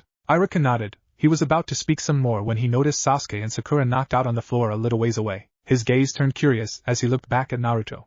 "What happened to them?" Naruto turned to look at his two teammates, then looked back at Iruka and shrugged. "Sakura got knocked out during our fight with some Oto ninja, and Sasuke got knocked out when this weird lady who can summon snakes gave him a hickey. Both were the truth in a way. Sasuke had been knocked out after receiving that mark. Naruto had just had to knock him out again so he would not try to do something stupid. And Sakura had been knocked out when Naruto fought those Oto ninja. She just hadn't been knocked out by the Oto ninja." However, small details like that really didn't matter. Iruka paled as he heard the part about them fighting someone who could summon snakes. Only two people had that ability, and one of them was an S-rank traitor. If he was in Konoha, then it could only mean trouble. "Anyway, you might want to get Sakura to the hospital, and Sasuke should see someone about that seal on his neck," Naruto said. Iruka nodded as he regained his composure. "Of course, I'll get the medical ninja here. In the meantime, why don't you head over to room 232 and get some rest? You have 2 days until the second part of the exams end." Naruto nodded. "Right." At that very moment Naruto's stomach made itself known with a loud gurgle. Naruto gained a sheepish expression on his face as he rubbed the back of his neck. Iruka-sensei, do you know if there is a cafeteria here?" He had not really had anything good to eat in a while and his demonic transformation took up a lot of energy. Iruka shook his head at Naruto's antics. However, he couldn't quite keep the smirk off his face. It was good to see that, awakened bloodline or no, Naruto hadn't really changed much. "Yeah, it's down the hall, 3 doors on your left." "Thanks," Naruto said as he ran into the hall to get something to eat. Who knew that having your entire body structure changed in order to hold enough power to equal the greatest demon to ever exist would cause such an appetite? Birth of the new Demon King. A now full Naruto stepped out of the shower and began drying off. The first thing he had done upon finishing his conversation with Iruka was head over to the cafeteria and scarf down as much food as humanly. Or is that demonically possible? He was glad no one else had been there at the time, with most teams still outside in the forest of death, and the few teams that had made it likely resting. Naruto didn't want any of the other squads to know about his transformation yet. Naruto walked over to the mirror near the sink, wiping away the steam on it so he could see his face. Or more specifically his eyes. Both the iris and sclera were a deep blue. Moving outwards from the center were concentric silver rings that spread out in a ripple pattern. Kyubi had told him this was the rinnegan, the most legendary of the 3 great Dijutsu, and was rumored to be the progenitor for all Dijutsu. Whether that was true or not Naruto didn't know, but he did know the man who had created ninjutsu had these eyes, though his were apparently different than the one that the Rakuda Chunin had. According to Kiba, the rinnegan was supposed to be gray with purple rings. She had told him that the differences in color was likely due to his demonic heritage mixing with the Jujutsu, which also likely meant he would have some different powers than the original rinnegan. He shook his head of these thoughts, not really interested in how he got it. Though he did make a note to himself to test his eyes' abilities when the second stage ended. Walking out of the bathroom, Naruto entered the bedroom where he grabbed his boxers and pants and put them on. The room only had a single bed, due to it being a one-person bedroom. He had decided that he didn't want to sleep with his two teammates when they got out of wherever they were, and thus had found his own room. The last thing he needed was for the Banshee to start yelling at him, or the Uchiha to annoy him enough that he would kill the brat in a fit of rage and lose his chance of becoming a Chunin. Sitting down, Naruto took up a meditative position and began focusing some of Kyuubi's chakra to his eyes. Naruto used a minor kitsune illusion to make them appear their standard blue color. Only other kitsune would be able to see through the illusion, and those with the Mangekyo Sharingan would be able to tell there was an illusion over his eyes. Or so Kyuubi had told him when she taught him the jutsu. Naruto created a shadow clone, and as soon as it appeared it took out a brush and ink and began to write seals along the wall for privacy. Most would probably be surprised that Naruto knew anything about the art of Fuinjutsu. However, ever since he learned Kyuubi was sealed inside of him, he felt it would be a good idea to learn them. That way if anything happened to his seal, he would be able to do something about it. The blonde wasn't very far along in seals yet though, only being capable of making basic and a few moderately difficult seals. But he was getting there. With that done, Naruto entered the seal to speak with Kyuubi. Birth of the new Demon King. Naruto opened his eyes and walked through the cage, where Kyuubi was waiting in a kneeled posture with her head bowed in submission. What is it you wish of me, Naruto-sama? Kyuubi asked. Naruto resisted the urge to groan. First I want you to drop the sama crap. I hate titles, just call me Naruto. Kyuubi looked up at him with something akin to shock, but before she could speak Naruto started talking again. The second thing you could do is stop bowing to me. I have yet to actually do anything seriously worthwhile that would call for such a show of respect. I can't do either of those, Naruto-sama, Kyuubi responded with a shake of her head. Not only are you the descendant of Raisin, the most powerful of the three demon kings, and I couldn't care less, Naruto interrupted. Until I prove myself worthy of being Raisin-Ajazen's heir, you will not call me Naruto-sama. I cannot do that, Naruto-sama, the red-headed demoness said again. You may not feel as if you have earned it, but the fact is that you are Raisin-sama's heir. Anything less than giving you the utmost respect is unbecoming of a demon, Naruto growled under his breath. He mumbled a few choice words that Kyuubi only picked up thanks to her enhanced hearing. They weren't very pretty words, and the redhead was unsure whether she should flinch or giggle at the profanities the blonde was spouting. It was so nostalgic. Fine, he ground out at last, breathing out a deep sigh. We'll discuss this later. I didn't come here to talk to you about that anyways. He crossed his arms and looked at Kyuubi, his gaze hardening. You are going to tell me everything you know about my mother, my father and Madara. You will leave nothing out. Right, Kyuubi said. She tried hard not to shiver at his tone and the power he was unleashing. Not only was it slightly frightening, but for a demon like her it was highly arousing. To a demon, power is everything, and those who have power are often the most desirable mates. With his new changes and demonic heritage unlocked, Naruto, like Raisin, was power incarnate. Kyuubi did her best to shake those thoughts off, however, as she knew she was not worthy of Naruto after what happened to him thanks to her. She quickly forced herself to get back on track, even though she had no desire to remember that time. Where to begin? I suppose I should begin with some basic information about myself. Originally, I was a simple member of the Kitsune clan, which are a clan of highly regarded demons in Makai that specialize in illusions and elemental manipulation. During one of my outings to the human world, I was struck by a very powerful chakra. I ended up passing out, and when I woke up I had 9 tails instead of my 3. What does this have to do with what I asked? Asked Naruto, raising an eyebrow. It sounded like an interesting story, and he would probably want to hear more of it later. But right now, all he wanted was to know about his parents and the night Madara had forced her to attack the village. There is a point, Naruto-sama, Kyuubi said with a placating gesture. I promise. The blonde deliberated for a moment before nodding. Kyuubi continued. When I got back and my family saw my 9 tails, I became the new head of the Kitsune clan.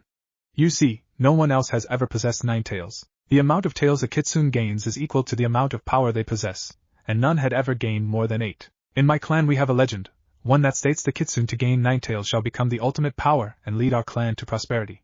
In a way that did happen. With my power I was on par with 2 of the demon kings of Makai, able to fight them one-on-one and hold my own. Only Raisin was stronger than me, but he had recognized my power, and I had been given a place at his side as his second in command. Life was good for my clan after that, she continued in fond remembrance.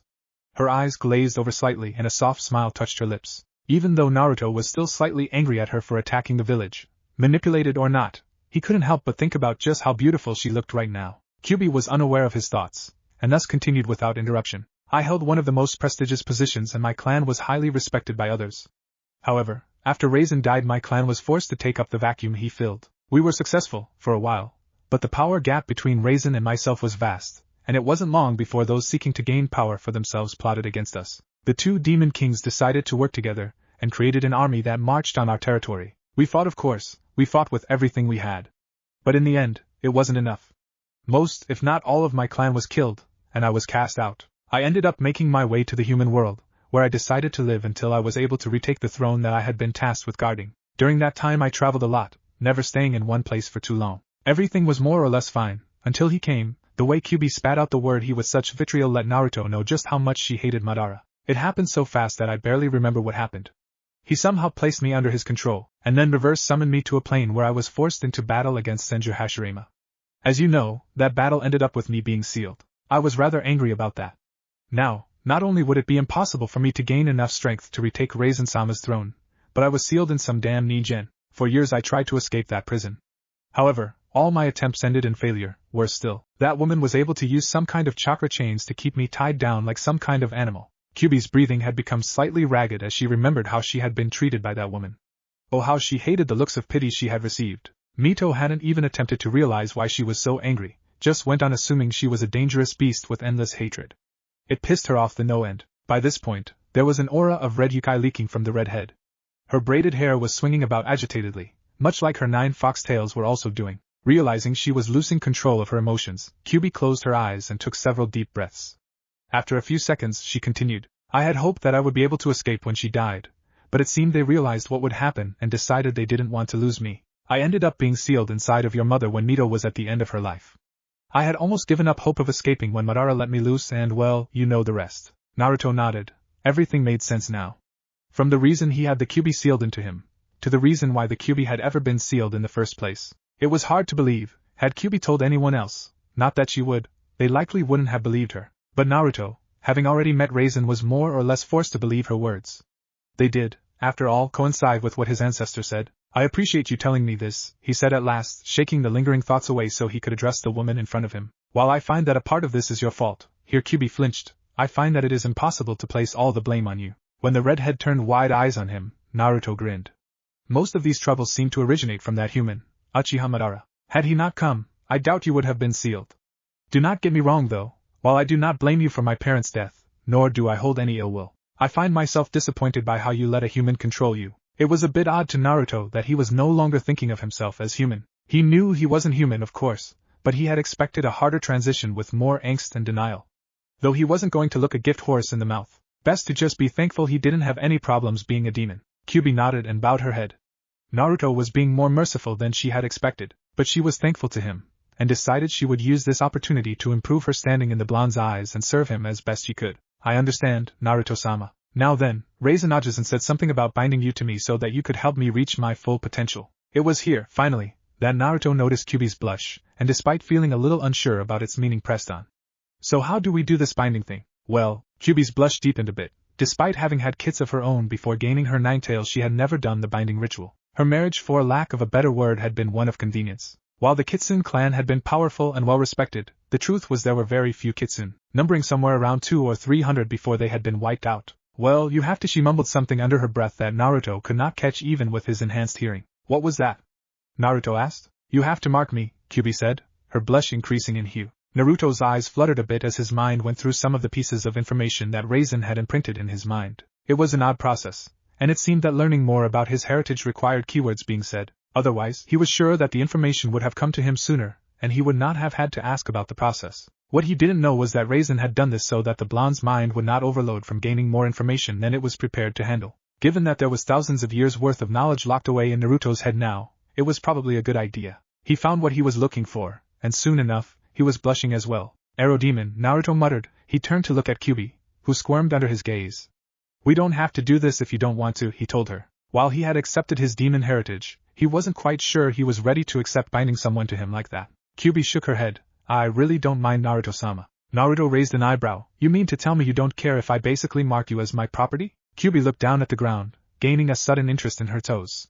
I have already sworn myself to you, this would not make a difference. Naruto sighed as he walked up to her. Are you sure about this?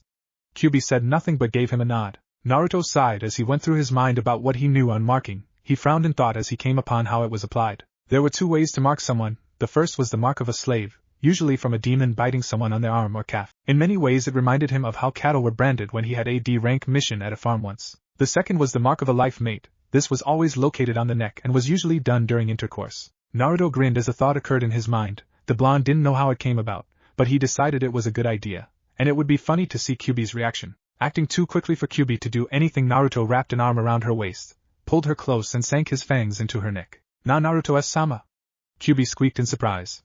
That soon turned into a moan of ecstasy, however, as Naruto flooded her body with his demonic yukai. While it was not as intense a feeling as it would have been if they had been in intercourse, it was far more intense than anything she had ever felt. Her entire body shuddered as a wave of absolute ecstasy washed over her. Had she been in her right mind, Kyubi would have embarrassed when she came just from feeling the blonde's power coursing through her body. As it was, the only person who noticed was Naruto when he picked up the scent of her flowing juices. If he didn't have his fangs still in the vixen's neck, he would have grinned. After nearly a minute of this, in which Kyubi felt like she was in one continuous orgasm, the redhead's mind went blank and she blacked out from the overwhelming feeling. Naruto held her to him as she passed out and gently set her down. The blonde sat himself down and pulled the woman's head into his lap. He took a moment to examine her features. Kyubi really was a beautiful woman, he decided. Absently, he wondered why he wasn't blushing from that thought. Had it been just a few hours ago, he would have been a mess for even thinking something even remotely perverted. As it was, he felt no real embarrassment about his thoughts, nor was he embarrassed about his desire to mate with Kyubi, which was another surprise, considering just moments ago he had still been angry at her for his parents' death. These thoughts left him and the blonde blinked in surprise when he saw himself begin to fade from the seal. Birth of the new Demon King. Naruto opened his eyes and found himself in his room again. He blinked a few times as the memory of his clone working on the seals hit him. It was very strange, like seeing out of another pair of eyes that were not his own. Of course, given that they were his clones, they technically were him, but it didn't change the fact that the whole thing felt weird. I wonder why I never noticed that I get the memories of my clones before? Naruto asked himself. He'd been using the Kage Bunshin no Jutsu for months now, ever since he had learned it from the Forbidden Scroll of Sealing during that trumped-up academy graduation exam that Traitor Mizuki said he could do. It was the jutsu he had used the most ever since. Then again, that could be why. Whenever he made clones, it was never just one or two. Naruto normally spammed out several dozen at the very least. Perhaps that was why he never noticed. He simply used so many of them that the feedback effect was negated so as not to put undue stress on the mind. Whatever the case was, he would need to think of a use for this new ability soon. Before he could think further on the subject, his mind was pulled away by something unusual happening. He looked down in surprise when he saw red chakra coming out of his seal, and became shocked when it began to form a shape that he recognized as distinctly feminine. Soon enough the shape was completed and Naruto found a still sleeping Kyubi lying on his lap. The first thing he noticed about her was the content look on her face as she dozed. Her beautiful features were carved into a content smile that made her look like she was having a very pleasant dream. He created a shadow clone with his demonic yukai so that it would last longer. Being careful not to jostle the sleeping demoness, Naruto stood up and gently set Kyubi in the bed. He was about to let go of her, but Kyubi, as if sensing him leaving, latched onto him, pulling him down on top of her. Before he was able to react, Kyubi rolled over so she was now on top, where she began to cling and nuzzle into his chest, sighing in content. Naruto soon became distinctly aware of the feminine assets pressing themselves against his body and was hard kept not to pass out,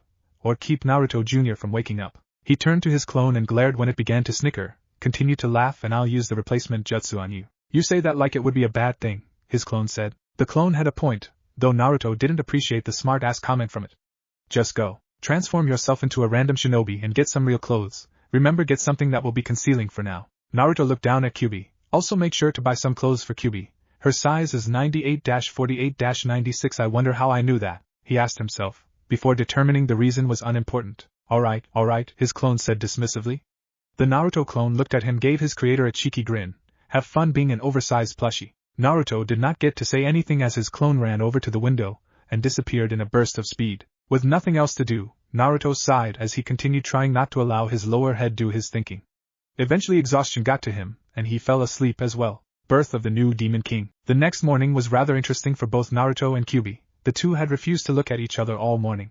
Well, Kyubi refused to look at Naruto. Every time he had tried to get her attention she would look at him for a second, before flushing bright red and looking away. It was clear she was embarrassed, and Naruto couldn't help but find her flustered state adorable. Naruto sighed as he finished drying off and got dressed in his new clothes. A pair of dark black pants, that were slightly flared out to hide his new muscles. A black sleeveless shirt, bandages that he had managed to dye orange wrapped around his arms and legs, Despite his new demonic blood, his love for orange could not be denied. A pair of black closed-toed ninja sandals with steel tips. Black fingerless gloves with a non-reflective gray metal plating on the back. Black forearm protectors and a new black headband. Over all of this he threw a long black cloak that reached down to his ankles and came with a hood that hid his face, and wore a face mask similar to Kakashi's. Finished changing, Naruto walked out of the restroom to see Kyubi look up, only to look away a second later with a bright red face. "It's your turn," Naruto said. While he wasn't embarrassed about waking up with a naked Kyubi on top of him like the vixen was, he knew that being in such close physical contact after having gone so long without was going to take some getting used to. He couldn't even begin to imagine how Kyubi felt. After all, she had been sealed for Kami only knew how long. Kyubi mumbled a thanks as she walked into the bathroom. Naruto heard the shower turn on and decided to get some more sleep.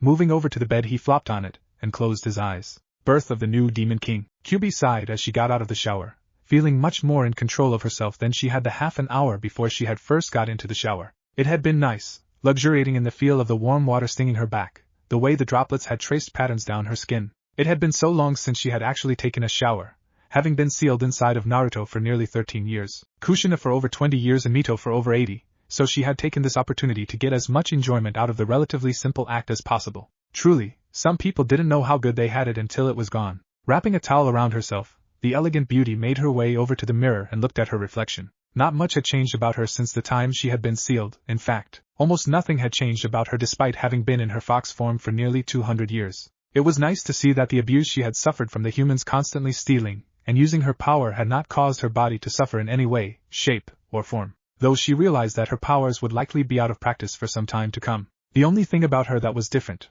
which also happened to be the thing that made her blush the moment her eyes landed on it, was the mating mark that Naruto had placed on her sitting prominently near the junction between her neck and collarbone. It looked like the spiral she recognized as the symbol for the Uzumaki clan, but surrounding it were several odd lines that reminded her of the tattoo under Raisin's left eye. She let one of her fingers delicately trace along the mark, admiring it and allowing herself to daydream, if only for a moment. When Raisin had defeated her in combat with relative ease, she had known then and there that he was a demon any demoness like herself would be willing to give all her tails for, just to mate with.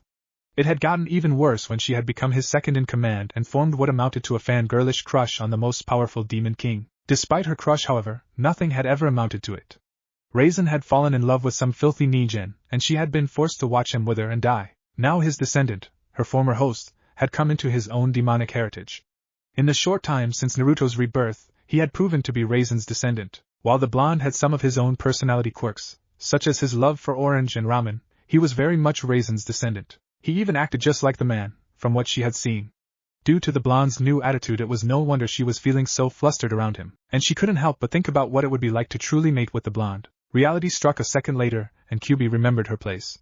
She had made Naruto's life hell, and didn't deserve to be with someone like him. Looking at the mark again, she wondered why Naruto had given her a mating mark rather than a mark of servitude. Surely for one such as her, the simple mark of a slave would have been more fitting. After all the horrible things her presence in his life had caused, she did not deserve to be treated kindly. With a sigh, Kyubi shook the depressing thoughts away. It would not do for her to question her master on things like this just to satiate her curiosity. What was done, and nothing would change that.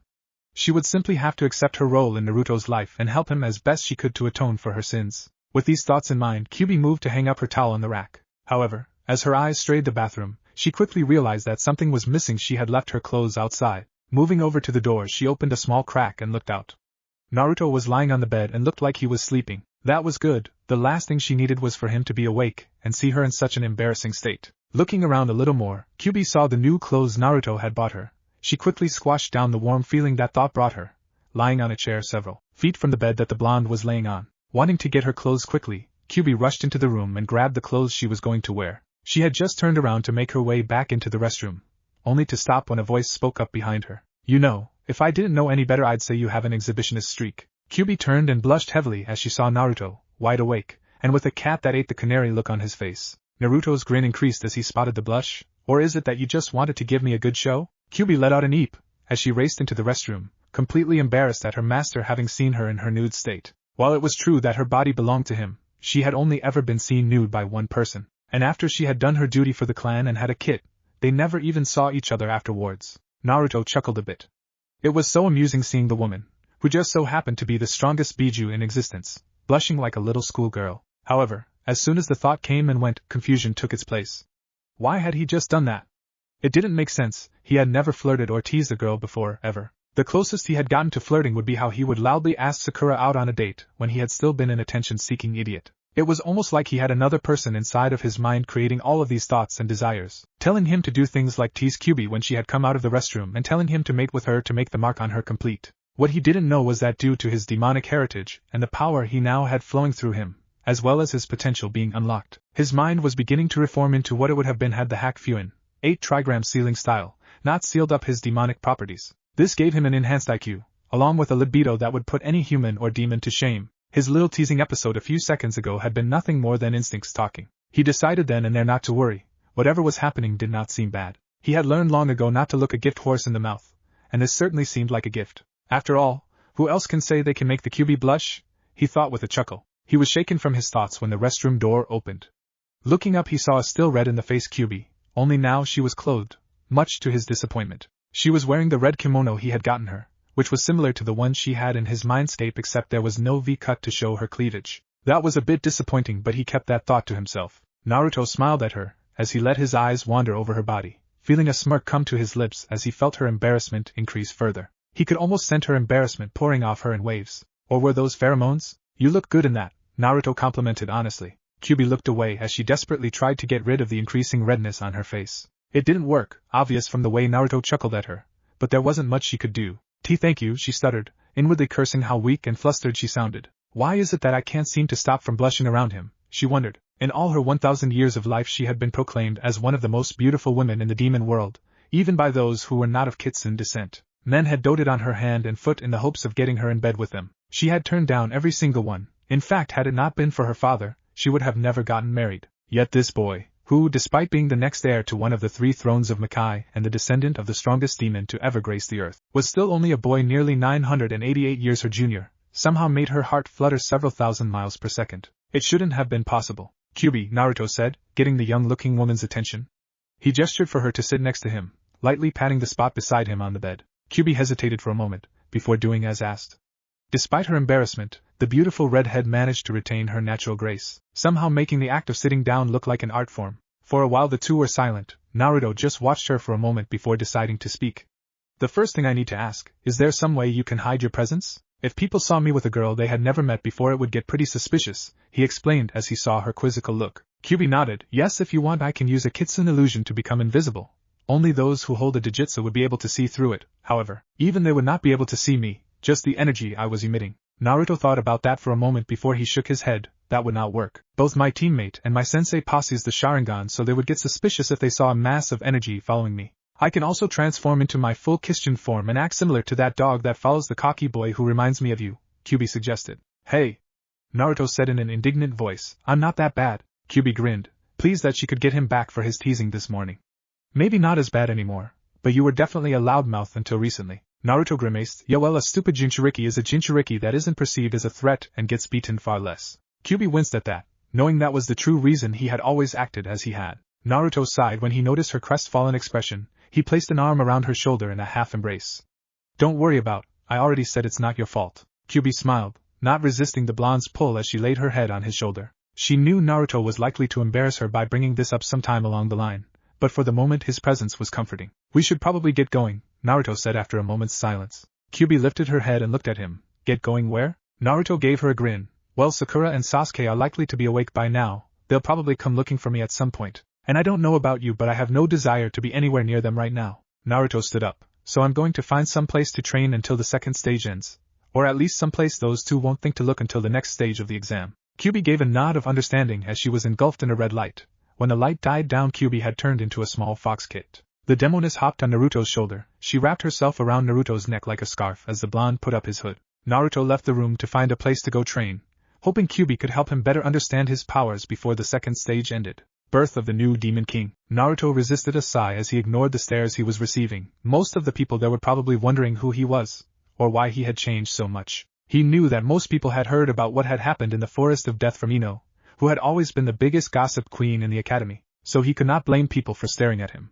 Still, it was very annoying and he wished they would stop. Maybe if I cracked a few skulls in. He shook his head and instead of paying attention to the stares he was receiving, Naruto looked around to see who his competition was. Aside from his team, 5 other Leaf teams had made it past the second stage, most of which were rookie genin teams like his own. There was also the Odo team that had given him their scroll. The man who Sasuke had beaten before he had woken up was looking very surly, with something of a petulant pout on his face, and his arms were in a sling. The mummy, a Naruto had taken to calling him, was hard to get a read on, though he didn't look too worried if his lazy posture was any indication. It was the female of their group that garnered most of his attention, however. The girl looked uncomfortable for some reason, and Naruto got the distinct feeling that she did not want to be there. The only other team to have made it past the second stage was the team from Suna. The one known as Gaara was much shorter than the average male, standing somewhere around 146, maybe 148 centimeters in height. He had short, spiky, auburn-colored hair, and a pair of jade-green eyes with mostly invisible pupils. Two things Naruto noticed about him immediately were the large, black rings around his eyes, making the kid look like he was suffering from insomnia,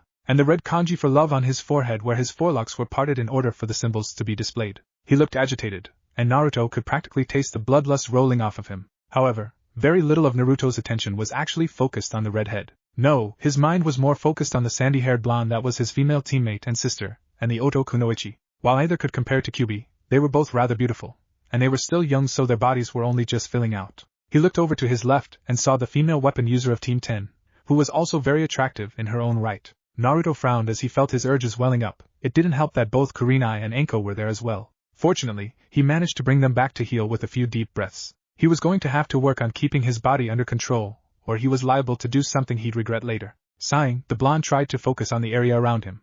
They were in a large theater that looked like it was some kind of training area. He, along with the other genin, were standing on a stone-tiled surface. Up in front of them was none other than Sarutobi Hiruzen, who was standing on a slightly raised platform. Behind Sarutobi stood the proctors Anko and Ibiki, who were looking out amongst the crowd. The Jonin sensei were also there, along with several Chunin who were acting as judges. The only thing Naruto couldn't really get over was the large pair of forearms that were sticking out of the wall behind the Hokage and proctors, the two appendages having moved until their hands were together, and forming a ram's seal. Really, how weird was that? Out of 78 people at the start, 21 of them actually made it in time, Anko thought with a frown. She sighed. When I said I was going to cut them in half, I was thinking more along the lines of single digits. Anko looked around at all of the genin present when her eyes landed on the mysteriously cloaked figure. The thing I can't figure out is who that is. I heard the rumors of the seemingly transformation of the Kyubigaki, but I'm not sure if this can actually be him. It's amazing that this many made it, and for so many of them to be rookies. Sarutobi eyed the Jonin squad leaders. It's no wonder they were all nominated. Sarutobi looked over the genin before his eyes landed on the spot where Naruto was supposed to be. In his place was a genin who seemed to have caused a lot of commotion, and according to rumor, compliments of one Yamanaka Ino, defeated Sasuke in his cursed sealed state. As if feeling Sarutobi's eyes on him, Naruto turned his head and stared. The Sandaime found himself almost frozen as power flowed out of those blue eyes. Despite the feeling of overwhelming power from them, the old Hokage was able to tell it was Naruto. There may be some truth to those rumors. I'll have to talk to him after the preliminaries. To everyone who made it this far, congratulations in passing the second stage of the Chunin exams, Anko said. Listen carefully as Hokage-sama explains the third stage of these exams. Before I explain the third stage of these exams to you, there is something I would like you all to know, Sarutobi said by way of introduction. That is the true reason for these exams, that seemed to catch many of the Chunin hopefuls off guard. The only one who did not seem to be caught off guard was Naruto. Not because he knew where the Sandaime was going with this, but quite simply because he didn't care. Instead, the blonde shinobi turned his thoughts inward, connecting his mind to Kyubi's. "Kyuchan, can you teach me more about my powers after this stage ends?" asked Naruto. Kyubi was so glad her fur was red, or Naruto would have seen her blushing up a storm from the new pet name and affectionate suffix. Despite her embarrassment, she dutifully informed him of what he would eventually learn. There are many things I will teach you aside from controlling your power. Most of what you will focus on for now are speed techniques and energy techniques. They are standard things demons know, but are the building blocks for greater and more powerful attacks. Naruto nodded. When you say speed techniques, what do you mean by that? Kyubi moved a bit to get more comfortable around Naruto's neck, though she was also careful not to let herself be seen. Basic teleportation. It's something all demons can do to an extent. The more power you have, the better you can do it. Of course, it also requires good control over your yokai. I see, Naruto said. Hearing Kyubi talk about a technique designed to increase one's speed intrigued him. He knew from his reading that the Yondaime was famous for his Hiraishin, Flying Thunder God, a jutsu that teleported him to a kunai with a shiki on it. It was what gave him the nickname Kuroi Senku, Yellow Flash, during the Third Great Ninja War. If the demons had something like that, it would be a useful power to have in his arsenal. The blonde was snapped back to reality as Sarutobi finished his speech. Before we begin the test, there is one thing I must tell you. Sarutobi looked at the genin standing below him. This is not just a test. It is a life-risking battle with your dreams and prestige on the line. I don't care about any of this, Gaara said. Despite his monotone voice, Naruto could sense his aggravation. Just get to the point and tell about these life-risking battles. Actually Hokage-sama.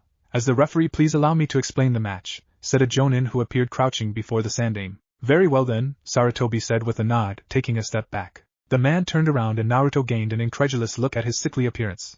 The man looked like he would fall over any moment. He was dressed in the uniform of the standard Jonin. The only difference was his headband was being used as a bandana. He also had a sword strapped to his back. Naruto thought the man should be in the hospital, not participating as a proctor in the Chunin exams. Hello everyone, I'm Gekahate. Before we can begin the third test, I need to inform you that there will be a preliminary round. Why do we have to have a preliminary? Asked a confused Sakura. Why can't all the people who made it this far continue? Hate coughed into his hand as he looked over at Sakura for a moment, before explaining himself. Because the first 2 exams may have been too easy this year. We just have too many people. According to the rules of the Chunin exam, we must hold a preliminary to reduce the number of people participating for the third test. As Hokage-sama stated, there were many prominent guests attending, and if the fights take too long we may run out of time. Anyway, for those who aren't feeling well or those who like quitting, please step forward now, since we will be starting the preliminaries immediately. Kabuto raised his hand. Proctor-san, I quit. Hate nodded. Very well then, you may go. As Kabuto walked off, a voice spoke up, catching the attention of the entire room. So you're leaving, huh, Kabuto? Naruto snorted. I guess I shouldn't be surprised you failed 7 times. You probably gave up each time you made it this far. You're such a— he chuckled as he saw the white-haired genin glare at him.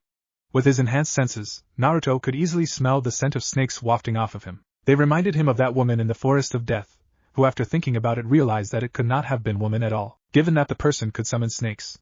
It was easy to tell who had attacked him after that. After all, that man had been a candidate for 4th Hokage at one point.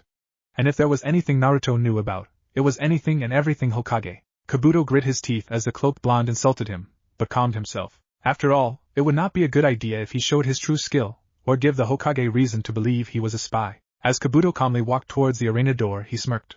Your time will come soon, Naruto-kun, and when it does, I'll be there to watch. Sarutobi frowned as he watched Kabuto walk through the door, Naruto's words ringing in his ears. The blonde's comment, inane as it might have been, had put him on alert. The Sandaime decided he would have some ANBU trail Kabuto once the preliminaries ended. With Kabuto gone, Hate turned to the rest of the genin to see if anyone would quit. When it was clear they would not, he began to explain the rules of the preliminaries to them. Basically, the matches would be one-on-one. The fight would continue until someone was unconscious, gave up, or was killed. The names of who would be fighting were decided randomly, and shown by an electronic screen on the wall above and behind the Hokage. Once the rules were explained, the screen shuffled through names before landing on 2 names. Chapter 3. Moving to a new beat. Birth of the new Demon King. Uchiha Sasuke vs Akato Yoroi. Everyone not participating in this fight, please head up to the balcony, Hate instructed. As everyone left the stage, Kakashi appeared behind Sasuke and began to tell him not to use his sharingan, and that he would have to step in if he did. Naruto, who had advanced hearing thanks to his demonic heritage, grinned as he watched Sasuke grit his teeth, clearly frustrated from being handicapped right from the get-go. 100 Ryu says Sasuke's gonna do something stupid now that does not have his sharingan. I don't take sucker bets, Naruto-sama, came Kyubi's voice. He could tell she was as amused as him, if not more so. Somewhere in Fire Country, a busted blonde sneezed. As the match started, Kakashi appeared behind Naruto. The blonde felt as well as smelled his appearance with his enhanced senses, but didn't respond to the white-haired Jonin's presence, waiting instead for him to make the first move. Naruto? Naruto did not even bother to look at the silver-haired man. Yes, Kakashi-san? Kakashi smiled at the blonde, and even though Naruto still couldn't see, rolled his eyes just knowing it was there. Ma Naruto, that's Kakashi-sensei to you? Naruto scoffed as he watched Sasuke being forced on the defensive as his opponent used some kind of chakra-draining ability. Frowning as his hidden rinnegan eyes watched the chakra from Sasuke flow into the other genin, the blonde wondered if he could learn such a skill. However, he soon realized that Kakashi was waiting for him to say something, and so began speaking. No, the title sensei only goes to someone who actually teaches his students something. The only thing I learned from you was tree climbing and teamwork. At this, the other Jonin looked at Kakashi in shock. Most of their teams had already finished water walking and were starting on some of the more advanced forms of chakra control. Naruto grinned as he decided to put the nail in the coffin. Not only did you teach me just that, but I know for a fact that you have also been giving private lessons to the team on how to use his sharingan after our teamwork training sessions. Naruto put quotations in the air when he said teamwork. Turning back around to look at the battle, the blonde finished his small spiel. Frankly, until you actually teach me something substantial, you can forget me calling you sensei. Those who listened to Naruto's words couldn't help but be appalled that Kakashi had only gotten to tree climbing with his team, yet had privately trained Sasuke. Many people felt their respect for the copy ninja drop. Sarutobi, who also heard this, narrowed his eyes, promising to have a few words with Kakashi after the exams. Kakashi scowled under his mask. Sasuke needs to learn how to effectively use his sharingan, and I needed to learn how to effectively fight, period. Naruto said with a shrug. Unlike Sasuke, who was given preferential treatment at the academy, and could rely on his clan scrolls, I have been forced to try and make do on my own in my ninja training. Hell, I wasn't even taught the correct stances for the basic academy taijutsu back at the academy. You could have helped with that, yet didn't. Naruto scowled as Sasuke used a move he had obviously copied from his spar with Lee before the beginning of the Chunin exams to defeat Yoroi, though it was a greatly bastardized version. He had used the initial kick or the Omote Range, Hidden Lotus, as well as the Kagebayo, Shadow Dance's Leaf, to help set up his opponent for a reverse heel kick Sasuke called Rinnegan, Lion's Barrage. Now if you're done, your pet looks like he needs help, Naruto said, pointing with his chin at where Sasuke fell on his back. Kakashi scowled, promising himself that this was not over as he sunshine body flicker to Sasuke, scooped him up, and took him to the hospital. Bet you 100 ryu that Kakashi will give the Uchiha brat personalized training after this? Naruto gave Kiba a feral grin, even though she could not see it due to being hidden in his cloak. I don't take sucker bets. Somewhere in Fire Country a busted blonde-haired woman sneezed again, vowing to make whoever kept making her sneeze pay. Aburame Shino vs. Abium Zaku. Damn, I wanted to fight the Uchiha, Zaku grumbled as he walked down the stage. Despite the fact that both his arms were in a sling, the boy still somehow managed to exude an aura of arrogance. Now I have to fight some loser instead. Shino said nothing as he made his way to the arena floor. The match was over fairly quickly, and Shino was the victor. Not that it was surprising to Naruto as that the Oto Genin had been in no shape to participate in combat. Shino had of course given the Oto ninja a warning and a chance for Zaku to forfeit. But Zaku's arrogance had led to his downfall, though Naruto had been surprised when the Oto Genin had shown that he could use one of his arms. Of course, when Zaku had tried to use his Zenkaha, Shino had simply used the Karawimi, replacement jutsu, on a Mushi Bunshin, bug clone. Eventually, the Oto Genin had been trapped between a wall of bugs and Shino, who had given him another chance to forfeit. Zaku had, of course, refused and tried to use both hands, but Shino had anticipated this and clogged the boy's wind holes with his bugs, the end result being both of Zaku's arms exploding, which, if the agonized screams of pain before the boy passed out were any indication, must have been incredibly painful, resulting in Shino's victory. As the medical ninja cleared Zaku from the field, Kakashi reappeared. Almost as soon as he did, Sakura began asking about her Sasuke, and Naruto ignored her as well as the way Kakashi had tried to get his attention, and then tried drilling a hole through his head with a one-eyed glare when words didn't work. The man had never paid attention to him before. Why should Naruto pay attention to him now? Sabaku no Kankura vs. Tsurugi Mitsumi. Naruto only paid a little attention to this battle as it was even shorter than Shino's. Mitsumi had the ability to dislocate and stretch his limbs, a Kekei Genkai, Naruto assumed, which he had done at the very start of the battle and used them to wrap around Kankuro. The genin had threatened to break Kankuro's neck if he did not surrender, and of course he followed through when Kankuro refused. However, it turned out that Kankuro had been nothing more than a puppet, and the real Kankuro had been hidden inside of the cloth on the puppet's back. Several kunai had appeared on various parts of the puppet's body, impaling Mitsumi as it squeezed him like a grape. The Konoha ninja had been dead before he hit the ground. Sabaku no Temari vs. Higurashi Tenten. This battle was, unfortunately, much the same as the battle with Kankuro. It was a fairly one-sided fight with Temari claiming victory. Temari was a wind user, and the worst possible matchup for Tenten, who was a weapons user. No matter what she threw at Temari, the fan-wielding Suna Kunoichi would merely blow it away via a wind jutsu. The blonde had even made a show of it, unraveling her fan to reveal a circle and telling Tenten that it was a star, and when all three were revealed she would lose. Tenten had scoffed at the girl. There was no way she would give up and had used the jutsu where she would jump in the air and unseal the contents of 2 storage seals, launching an assortment of weapons at the fan user. Naruto had to admit to being impressed at the sheer amount of ammunition the girl had locked up in her scrolls, as well as just what that ammunition was. He had seen everything from kunai and shuriken, to katanas, nodachis, scythes, kusarigama. Naruto had even caught a glimpse of a ball and chain somewhere in the mix. None of them had landed. It had been at that moment that Temari revealed herself to be a wind user, and had launched all of the weapons away with a blast of wind from her fan. Though Tenten had a trick up her sleeve and proved she wasn't quite finished. She had used chakra strings to lift the weapons back up and sent them flying at the sand-haired blonde. Only it had not worked. Temari used another wind jutsu and sent all of the weapons sailing back towards the panda-haired girl. Tenten had gotten cut up with her own weapons and was nearly unconscious by the time she fell. Temari had decided to show the girl who was superior by setting her fan down so Tenten would fall on it, likely doing some serious damage to her back. However, before Tenten could hit the fan, Naruto appeared on top of it, catching the weapon user in a bridal carry, one arm under her knees and the other around her shoulder. Many were utterly shocked with his speed, which they noticed was on par with Guy with his weights on. A few, namely Kakashi, couldn't help but wonder how Naruto got so fast. Or if this person really was Naruto, since he had never shown such speed before and couldn't come up with a way for the blonde to gain such power in so short a time. I do not think it is good sportsmanship to cause further damage to someone who was clearly defeated, Naruto said in a cold tone that left no room for debate. While he didn't particularly care for Tenten, seeing how he didn't even know her, she was still a Konoha shinobi. More importantly, such a blatant insult like what Temari was going to do offended the blonde's sense of honor. Temari gulped as Naruto's cold blue eyes bore into her. Something inside of her screamed that this boy was dangerous, and that crossing him would mean her death, no ifs, ands or buts. She hurriedly nodded, and the odd sense of foreboding and dread that she had not even noticed welling up inside of her disappeared like an unknown weight that she had never known existed was suddenly lifted off her shoulders. Good, Naruto said, disappearing again. He reappeared a second later next to Guy and Lee, one who was looking at him in surprise and the other in surprise and eagerness. Naruto set Tenten down against the wall. Even in her weakened state, Tenten blushed, having seen the blonde before he had covered himself up, as well as the fact that she had felt the blonde's ripped muscles when she had been pressed against him. Seeing that Tenten didn't have any permanent damage done to her, Naruto stood up, giving a nod of acknowledgement to Guy, before he once again used his speed to appear before a shocked Kakashi. Guy-sensei, Lee said with tears in his eyes after Naruto left, that genin is so youthful, caring for our teammate like that. You are right, Lee, Guy proclaimed as he got in his nice guy pose, complete with thumbs up and glittering teeth. It was a rather horrible sight, and one that could only get worse with time as the bull-cut Jonin continued his tirade.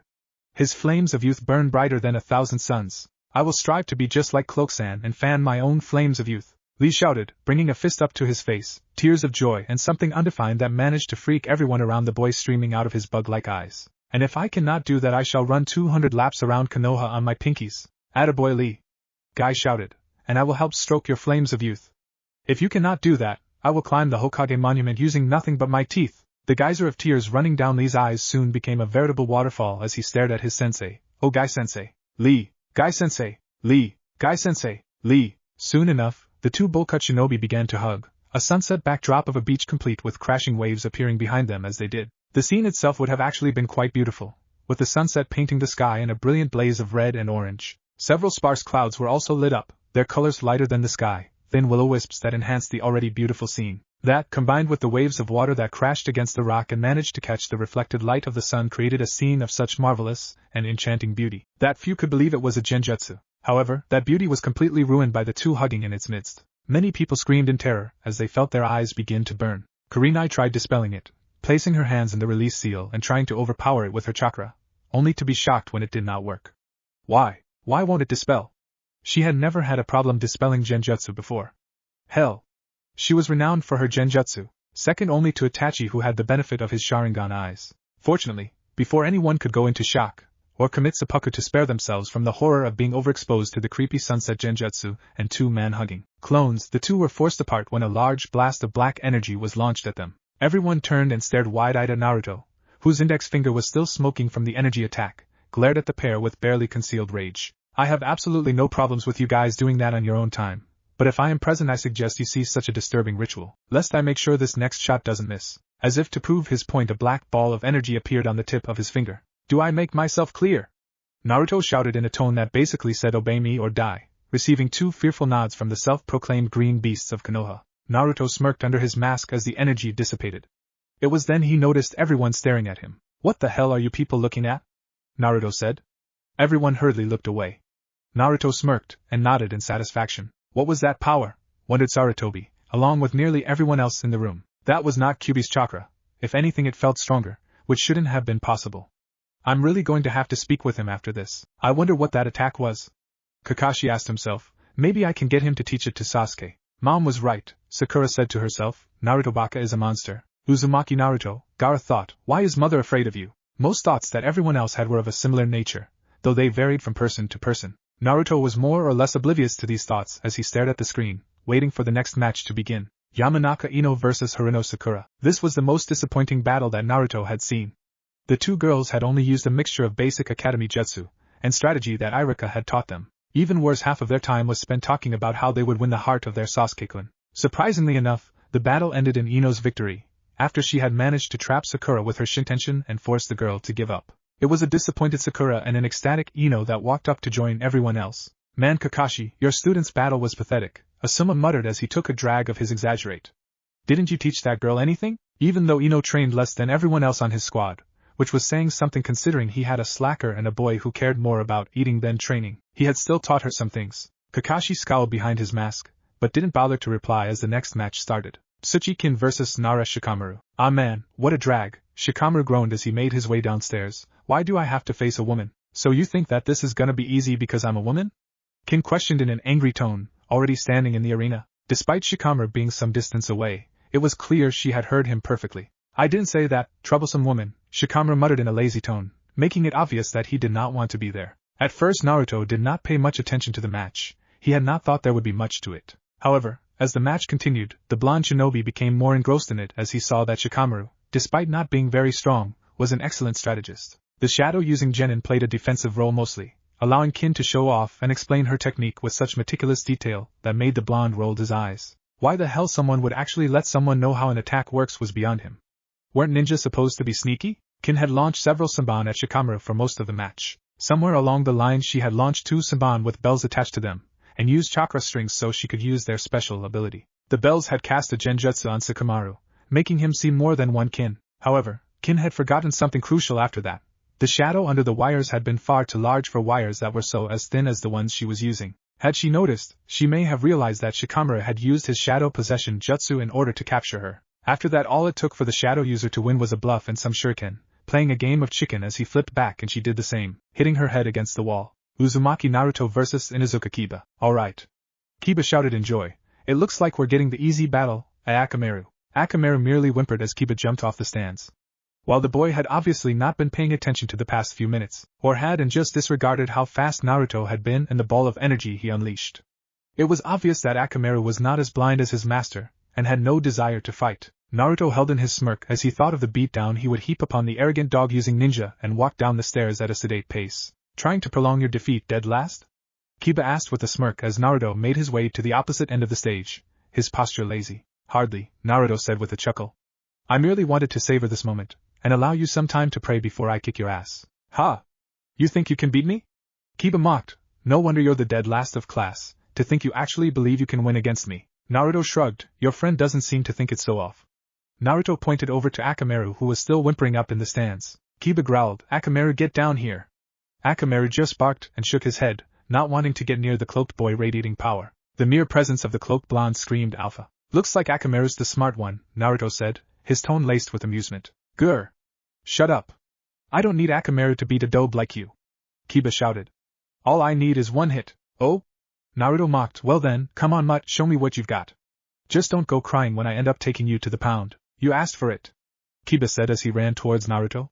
The dog user cocked his fist back, smashing it into Naruto's face. However, much to his, and everyone else's, shock, all it did was move Naruto's face to the side. Oh my, would you look at that, Naruto said in a sarcastic tone, I commend you for at least making me move my head a bit. As a sign of my appreciation, let me show you what a real punch feels like. With that Naruto launched a fist into Kiba's gut, making the dog user double over as he felt his internals liquefy.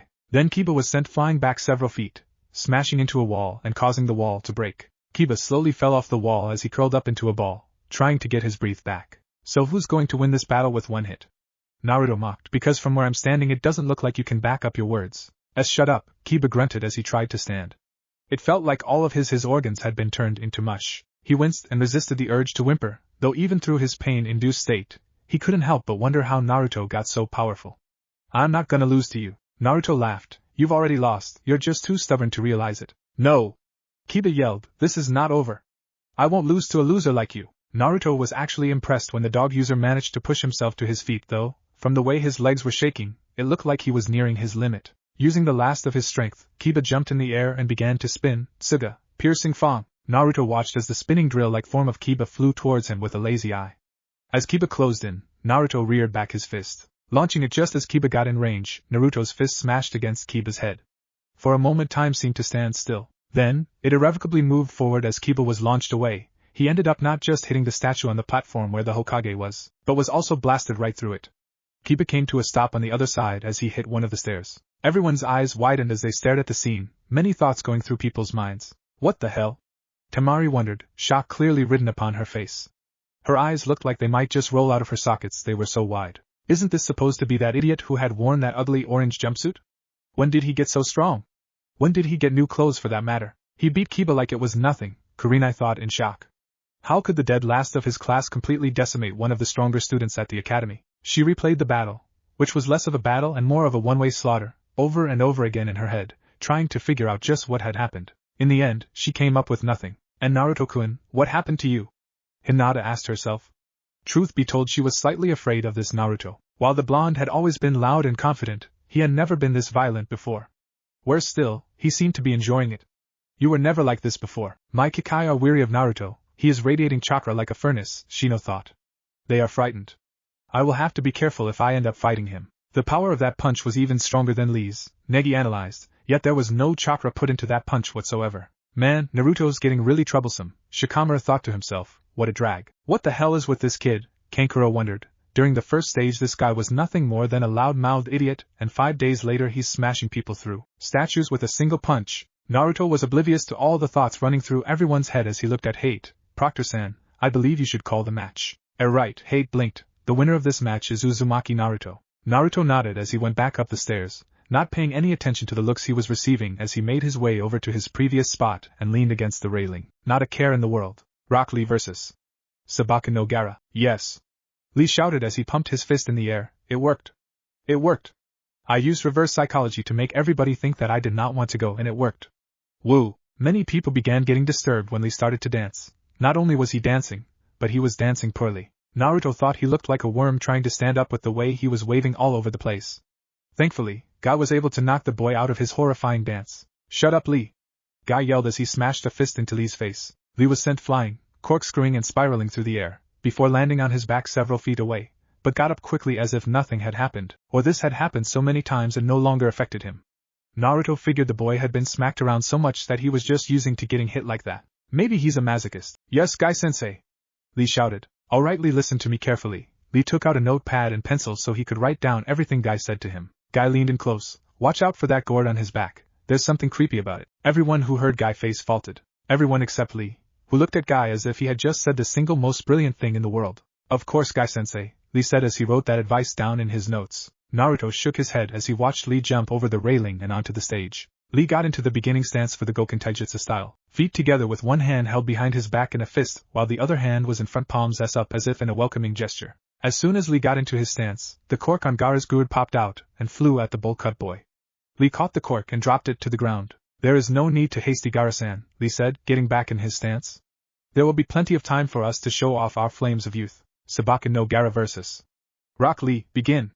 Hate said, sunshining away from the stage. Rock Lee disappeared in a burst of speed, reappearing right next to Gaara and launched his opening kick. Konoha Senpu, leave Hurricane. Before the kick could even connect, sand shot out of the gourd and blocked it. Lee was surprised for a second, before he rebounded away when the sand tried to grab hold of him. Landing on the ground, the taijutsu specialist launched himself at Gaara again. Naruto watched the battle with a frown. Something about Gaara was bothering him. The boy was just standing there, not even really paying attention to Lee, who was attacking from many different angles in the hopes of getting past the boy's sand. Still, it was confusing. Why didn't he even try to do something about Lee? And instead stand still as if invulnerable? That boy holds a demon. Q-chan? Naruto asked as he heard the voice in his head. Yes, Naruto-sama, Kyubi said, feeling a bit flustered at the continuous use of Naruto's new nickname for her. You said that boy with the gourd holds a demon, Naruto said as he saw Lee get caught by the sand and flung away. So he is like me, or like I used to be. Yes, Kyubi answered, that boy holds the Ichibi no Shikaku, the one-tailed giant tanuki. Though it is quite odd, judging from the boy's eyes, he has obviously not gotten much sleep. Also, while I cannot pick up much from the demon, I can hear its screams of insanity. Or at least I can sense them. Screams of insanity? Naruto questioned, raising an eyebrow when Lee dropped what had to be several hundred-pound weights. Though, he was just judging this from the way the earth shook and several feet deep craters were formed where the leg weights hit the ground. So you're saying Gaara has a crazed demon in him? The blonde watched as Lee shot off at Gaara at speeds far faster than most jonin could produce. Had he not had his vision enhanced, Naruto knew there would have been no way for him to keep up. Lee finally managed to land a punch on Gaara, due to the sand not being able to keep up with Lee's speed. Not so much, Kyubi corrected. Shikaku has always had a large bloodlust and love for battle, but he was never insane like this. The problem is that it almost feels as if Shikaku's soul is being tormented by something, or someone else. On the stage, Lee began to run around Gaara, increasing his speed so much that most of the genin only saw blurs and slight after images. Naruto was the only genin who could keep up with Lee's speed easily. Before anyone could wonder what was going on, Lee shot out of the circle, giving Gaara a rising kick in the chin. However, due to the sand, Gaara had barely even been lifted off the ground. Not one to be deterred, Lee continued pounding into Gaara, lifting the red head higher and higher until he got Gaara to the necessary height for his move. Lee then wrapped Gaara up in bandages and began to rotate the two of them as they began to fall head first. Omote wrench, primary lotus.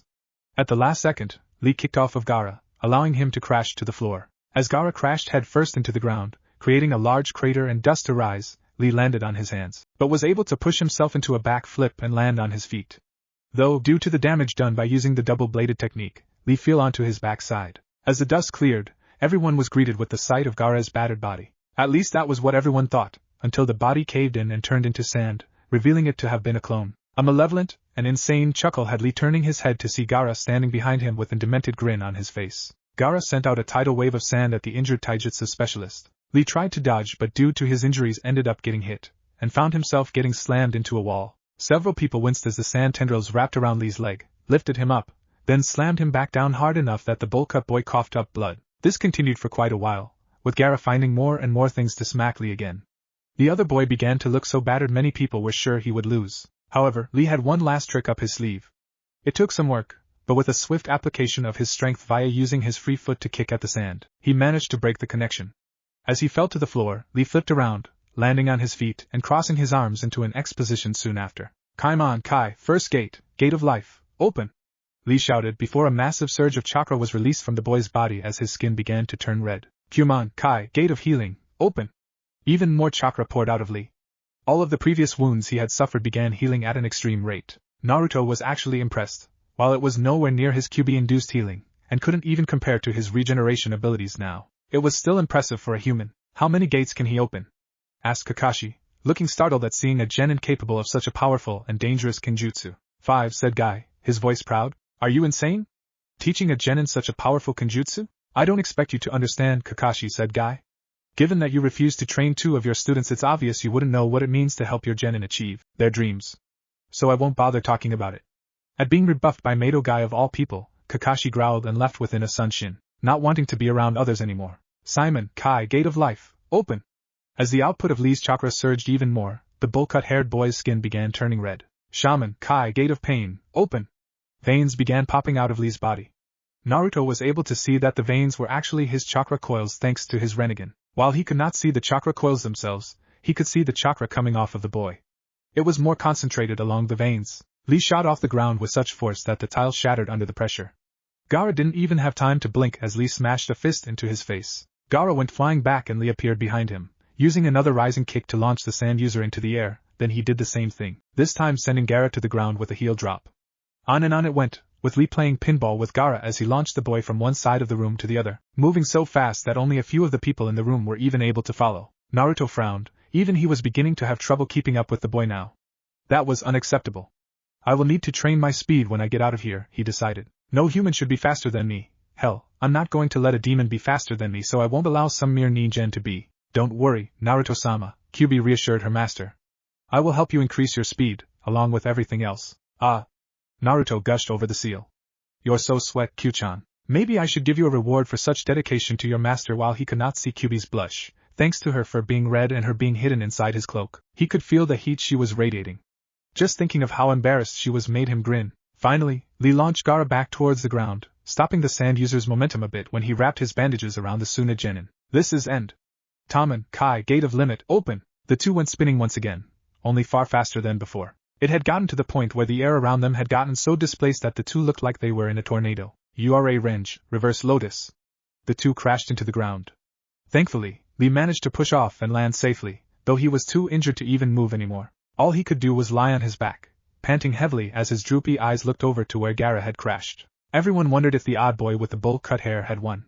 Both Temari and Kankuro were gaping at the scene. No one had ever hurt Gaara before, and this kid with the freaky eyebrows had just slammed their little brother into the ground, and that was after using him as a pinball. They both wondered if Gaara had finally met his match, while everyone else were already under the assumption that Gaara had lost. However, the participants, Proctors and Jonin-sensei, soon realized the red-haired genin was not defeated as the smoke cleared and they saw Gaara lying on his side, his sand under him from having it catch his fall. Gaara lifted up his right hand, making the sand shoot forward to grab onto Lee, in order to kill the person who had actually hurt him. Before the sand could get even 5 feet from Lee, Naruto appeared in front of it, his hands in front of him as if commanding the sand to stop. "Shinra Tensei," Naruto whispered so no one else could hear him. It was the only move he knew for the rinnegan, having received it from a dream while he slept. He wasn't very good with the technique, having only practiced it once, but he was good enough for what he intended to do. The sand was blown back as Naruto used the reverse the gravity around him to reject the sand. Everyone stared wide-eyed, both at the speed with which Naruto got there, and at the fact that Naruto had seemingly just stopped the sand with nothing but spreading out his hands. Hinata and Negi were the only ones who knew he had used some kind of jutsu, due to their Byakugan. It looks like he sent his chakra out in a push, as if he was using some form of repulsion to shove the sand away, Negi analyzed. It was an odd technique, something he had never seen, and the fact that it used no hand seals was troubling. Even more troubling to the Hyuga prodigy was the large concentration of chakra he could see in the boy's eyes, something that was normally only found when someone had a dijutsu. Yet he could see no evidence of such a bloodline with the blonde. Why? Why did you stop me? Asked Gaara, confusion in his voice. Naruto shrugged. Why wouldn't I stop you? Lee gave it his all and fought well. It would be a shame for you to kill or cripple him, and not even allow me the chance to fight him in combat. Guy appeared next to Naruto and placed a hand on his shoulder. Thank you for helping Lee. Had something happened to my precious student? It's alright, Guy-san, Naruto said with a shrug. Like I said, it would be a shame if he got killed or crippled after such a magnificent battle. Winner Gaara. Hate announced. As the medics took him unconsciously away, a troubled Gaara walked up the stairs. Gaara, Temari asked tentatively, are you okay? Gaara looked at her, and it was the first time she had seen him look at anything without hate. Mother is refusing to speak with me, Gaara said, turning his attention to Naruto, who was now back in the stands. She is afraid. That cloaked ninja frightens mother. His siblings and Jonin-sensei stiffened. They knew who his mother was, and for a Biju to be frightened by someone, well, it was a frightening thought. Baki knew they would have to tread very carefully if someone could actually scare a Biju into silence. Akamichi Choji vs. Danyuta Dosa. Chuji gulped as he saw his opponent, and remembered what the Oto Genin had done to them in the Forest of Death. It had not been that long ago since he and the others had been beaten by Dosu and his teammates. After all, I think I'm just gonna forfeit. What? Ino yelled as she turned on Chuji, hands on her hips and a glare on her face. It was the look of a girl who was not pleased. You are not going to forfeit, Chuji. Asuma nodded. You should at least give it your best. When Chuji still looked unsure, Asuma decided to add some incentive. I'll take you to your favorite barbecue. That seemed to get Chuji fired up as he jumped down from the stand, looking like he was ready to take on the world. He even began ranting about how he would beat Dosu quickly so he could eat. Naruto shook his head at seeing how Asuma had to bribe the boy with food. He wasn't sure whether to laugh at the hilarity of it, or feel pity that this boy couldn't be motivated to get stronger simply for the sake of getting stronger. Good luck, fatty, Ino said, giving the boy even more incentive to fight. Chuji's face turned red with anger. That's it. First I'm gonna get this guy, then I'm coming for you, Ino. Dosu just ignored the Chuji until the match started. This one, like several others, was fairly fast. Chuji had used his expansion jutsu to turn into a large ball, and tried to roll over Dosu. However, the man had merely hopped out of the way, allowing the large genin to crash into a wall. After that, all it took was a tap from his melody arm and Chuji was out like a light. Hinata Hyuga vs. Negi Hyuga. Naruto narrowed his eyes at the pairing. He knew Hinata from his class, though he would confess to not knowing her very well. She had always been a weird one, blushing a beet red and passing out the few times he tried to talk to her. However, he knew next to nothing about Neji, other than that he looked like someone with a stick shoved further up his ass than Sasuke. There was also the stench of hatred coming off of Neji, who was watching the younger Hyuga child with a glare that looked like it could kill someone. Naruto had no clue what was going on there, but his gut was telling him trouble was brewing. Hinata paled as she walked down the stairs and stood across from Negi. Hinata-sama, Negi said with a sneer, you should just give up. You cannot win against me. Fate has decided that you will lose this battle. You are too kind-hearted and weak. You will always be weak, and nothing you can do will change that. You should give up. Hinata looked like she was about to cry, but before anything else could happen, Naruto started to chuckle. That chuckle soon turned into outright laughing as the blonde held his gut. Everyone looked at him with raised eyebrows, while Negi turned his sneer onto Naruto. Ha ha. Oh Kami haha, this is fucking rich ha ha ha, listening to you talking about fate like it was some kind of all-controlling entity. Naruto's laughing increased as Negi's face turned red with fury. To Naruto it just made him look constipated, and that just made him laugh harder. Ha ha, so I guess that makes you fate's little bitch, huh? Man, you're so fucking pathetic, blaming your hardships on fate because you don't have the balls to face life head on. You're no warrior, just some little with a chip on his shoulder. Negi grit his teeth in frustration as he listened to Naruto insult him. How dare this no-name loser insult him? He was the prodigy of the Hyuga clan. He would have said something to shut the cloaked genin up, but he noticed Hinata looking at him with more confidence than he had ever seen in her. So I see you're still going to fight, Negi stated, a sneer coming onto his face. That's right, Hinata got into a stance. Prepare yourself, Negi and I-san. Negi just smiled as he got into a stance. He had wanted to show Hinata her inferiority anyways. The fight soon began, and despite Hinata's best efforts, Naruto knew she would lose, as did many of the other jonin. Still, she fought with a ferocity that no one had ever seen in the underconfident girl. It made her decision to fight all the more worth it. The battle basically ended when Hinata hit Negi thinking she had won, only for the Hyuga prodigy to show her that he had been cutting off her Tenketsu points, making her Juken strikes useless. Despite this, Hinata still fought on, even though she knew it was a futile effort. In the end, Hinata was hit with a Juken strike to the chest, sending her sprawling onto the ground. Proctor-san, call the match, Negi said as he turned around and began walking off the stage. Hey Niji-chan, Naruto called in a sing-song voice, you might want to turn around. Negi did, about to insult the other genin, when he noticed, much to his shock, that Hinata was struggling to stand again. A small conversation ensued after that. It was low enough that most could not hear it. Only Naruto with his enhanced hearing could make it out. Hinata telling Negi that he was the one suffering because of the clan, not her. The girl's words consequently sent him into a rage, and he ran at Hinata, intent on ending her life. Like with Lee, before he could make it even 5 feet, and before the genin and jonin knew what was happening, Naruto appeared in front of Niji, grabbing the Hyuga prodigy by the throat and lifting him up, while 2 other Narutos appeared on either side, kunai aimed at his vital points. You know it's not nice to try and kill your own family, Niji-chan, Naruto said. Though he spoke in a sing-song voice, the blonde was anything but happy. Once again, it wasn't that he actually cared about the girl Niji was fighting, since all he knew of her was that she was extremely shy and introverted. It was that Hinata was the Hyuga prodigy's family, and for someone who was an orphan like Naruto, families should be protected and loved above all else. Niji tried to reply, but Naruto was cutting off his air circulation.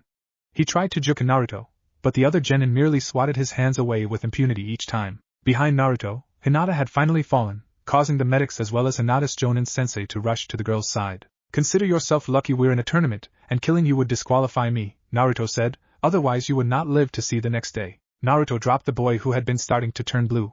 He looked over at Guy. I suggest you beat some humility into this boy. Arrogance like his will not only get him killed, but his teammates killed as well. Guy merely gave him a nod, grabbing Negi and taking him off the stage. I'm definitely going to have to talk to Naruto after all of this, Sarutobi thought to himself as he watched Naruto take his place with the other genin in front of the stage now that the Chunin exams were over. To all of you have earned the right to compete in the 3rd stage of the Chunin exams, congratulations, Hate said, before taking a step back, allowing the Hokage to stop forward. Sarutobi coughed into his hand briefly to clear his throat. Allow me to explain the last stage of the exams for all of you. As I said before, it was at this point that Naruto started to tune the man out. Kami, you know I really do love Ajisen and all, but he has this really cryptic way of speaking that pisses me off. And he's more long-winded than Iruka-sensei. It's just how old people are, Naruto-sama, Kyubi said placatingly. My father was the same way before I became the Kyubi. That reminds me, how did you become the Kyubi exactly? Naruto asked. I'm not sure, to be honest, Kyubi said, not having a problem with telling her new master what she knew. As I said, I was hit with a very powerful chakra. It must have been around 700-800 years ago. I ended up blacking out, and when I woke up I had 9 tails instead of 3. After that, my father named me clan head and gave me the title of Kyubi. So Kyubi is just a title then? Asked Naruto. It is both my title and my name, Kyubi said. Naruto frowned. Then what were you called before you became the Kyubi? Kyubi? Naruto asked when the vixen was silent. It doesn't matter, Kyubi said eventually, it's no longer my name. Naruto could hear some bitterness in her voice and decided to back off with his questions. Instead he turned his attention back to Sarutobi. Now I would like to dismiss all of you, but there is one more matter we must attend to. Sarutobi said as Anko stepped forward with a box in her hand. There are pieces of paper with a number on it within the box Anko is holding. I want each of you to take one. I'll come around to you, so I want you brats to wait your turn, Anko said. Anko walked around to each genin who would take a piece of paper and then move on. When she got to Naruto she gave him a wink, causing the cloaked genin to raise an eyebrow. Now that everyone has a piece of paper I would like each of you to tell me the number it has on it, Anko said. We'll start from the left. 5, said Shino. 2, Niji said. 7, said Tamari. 6, Kankuro said. 3, Gaara said. Troublesome. 8, said Shikamaru. 1, Naruto said, a grin hidden behind his mask. 9, said Dosu. 10, said Ino. That means the Uchiha has 4, Ibiki muttered. We will now reveal your matchup for the first round of the tournament, Sarutobi said. Naruto Uzumaki vs. Niji Hyuga. Gaara no Sabaku vs. Sasuke Uchiha. Shino Aburame vs. Kankuro no Sabaku. Tamari no Sabaku vs. Shikamaru Nara. Ino Yamanaka vs. Dosu Kinyuta. Now before everyone is dismissed, do any of you have questions you would like answered? Asked Sarutobi. Since this is a tournament, that means there can only be one winner, right? So does that mean only one person can become a Chunin? Asked Shikamaru. Not at all, Sarutobi replied. There will be judges including myself, the Kazekage, various daimyos from other countries and other ninja leaders who will be here to watch to evaluate your performance. Those who have the necessary qualities of a Chunin will be able to become one, even if they lose their first match. Consequently, someone can win the whole tournament, but if we do not feel they are qualified, they will not become Chunin. So does that mean it's possible for everyone to become a Chunin? Asked Tamari. Yes, Sarutobi said. but it's equally possible that no one will become a Chunin. Advancing in the tournament gives you more opportunities to show off your abilities and appeal to the judges, so make sure you do your best. If that is all, then you are all dismissed, said Sarutobi. Most of the genin started hooking up with their Jonin senseis to leave. Naruto was about to head out himself, when the Sandaime spoke again, stopping the blonde boy in his tracks. However, I would like to ask Uzumaki Naruto to stay. Naruto raised an eyebrow, but remained nonetheless. When the other genin were gone, Naruto let his voice be known. So what's up, Ajisen? Wanted to congratulate me for kicking ass? Naruto questioned. Sarutobi chuckled a bit at the boy's crass attitude. At least that hadn't changed. That is part of the reason. However, I would also like to speak with you in private. Why don't we head to my office? Sarutobi did not give Naruto a chance to speak as he placed a hand on the boy's shoulder, and they disappeared in a swirl of leaves. Birth of the new Demon King. Naruto was sitting in front of the desk in Sarutobi's office, waiting for the aging Hokage to speak. As he did, his eyes gazed around the room, taking in the light beige walls, the bookshelf that sat on his left, and the couch with the pictures of the 4 Hokages on his right and slightly behind him. The desk Sarutobi was sitting in was large, made of a dark brown wood and holding several items of interest, as well as 2 large stacks of paperwork, which always seemed to be there no matter how many times Naruto came in. Behind the desk and the comfortable leather chair that the Sandaime sat in, was a large window that overlooked Konoha. He had been in this room many times in the past, probably more than anyone else who had not been Hokage. The room held many fond memories for him, times when he and the aging Sandaime would sit around and he would listen as Sarutobi told him stories from his youth, of his times training with the Showdown and Nidaime Hokages, while eating some cookies that the man's secretary would get for them. It was also here that Naruto began to learn about what was required of a Hokage beyond being the strongest shinobi of the village. Sarutobi reached into his desk and pulled out his pipe, packing some tobacco into it before using a fire jutsu to light it. He took a few puffs on his pipe as he looked at Naruto.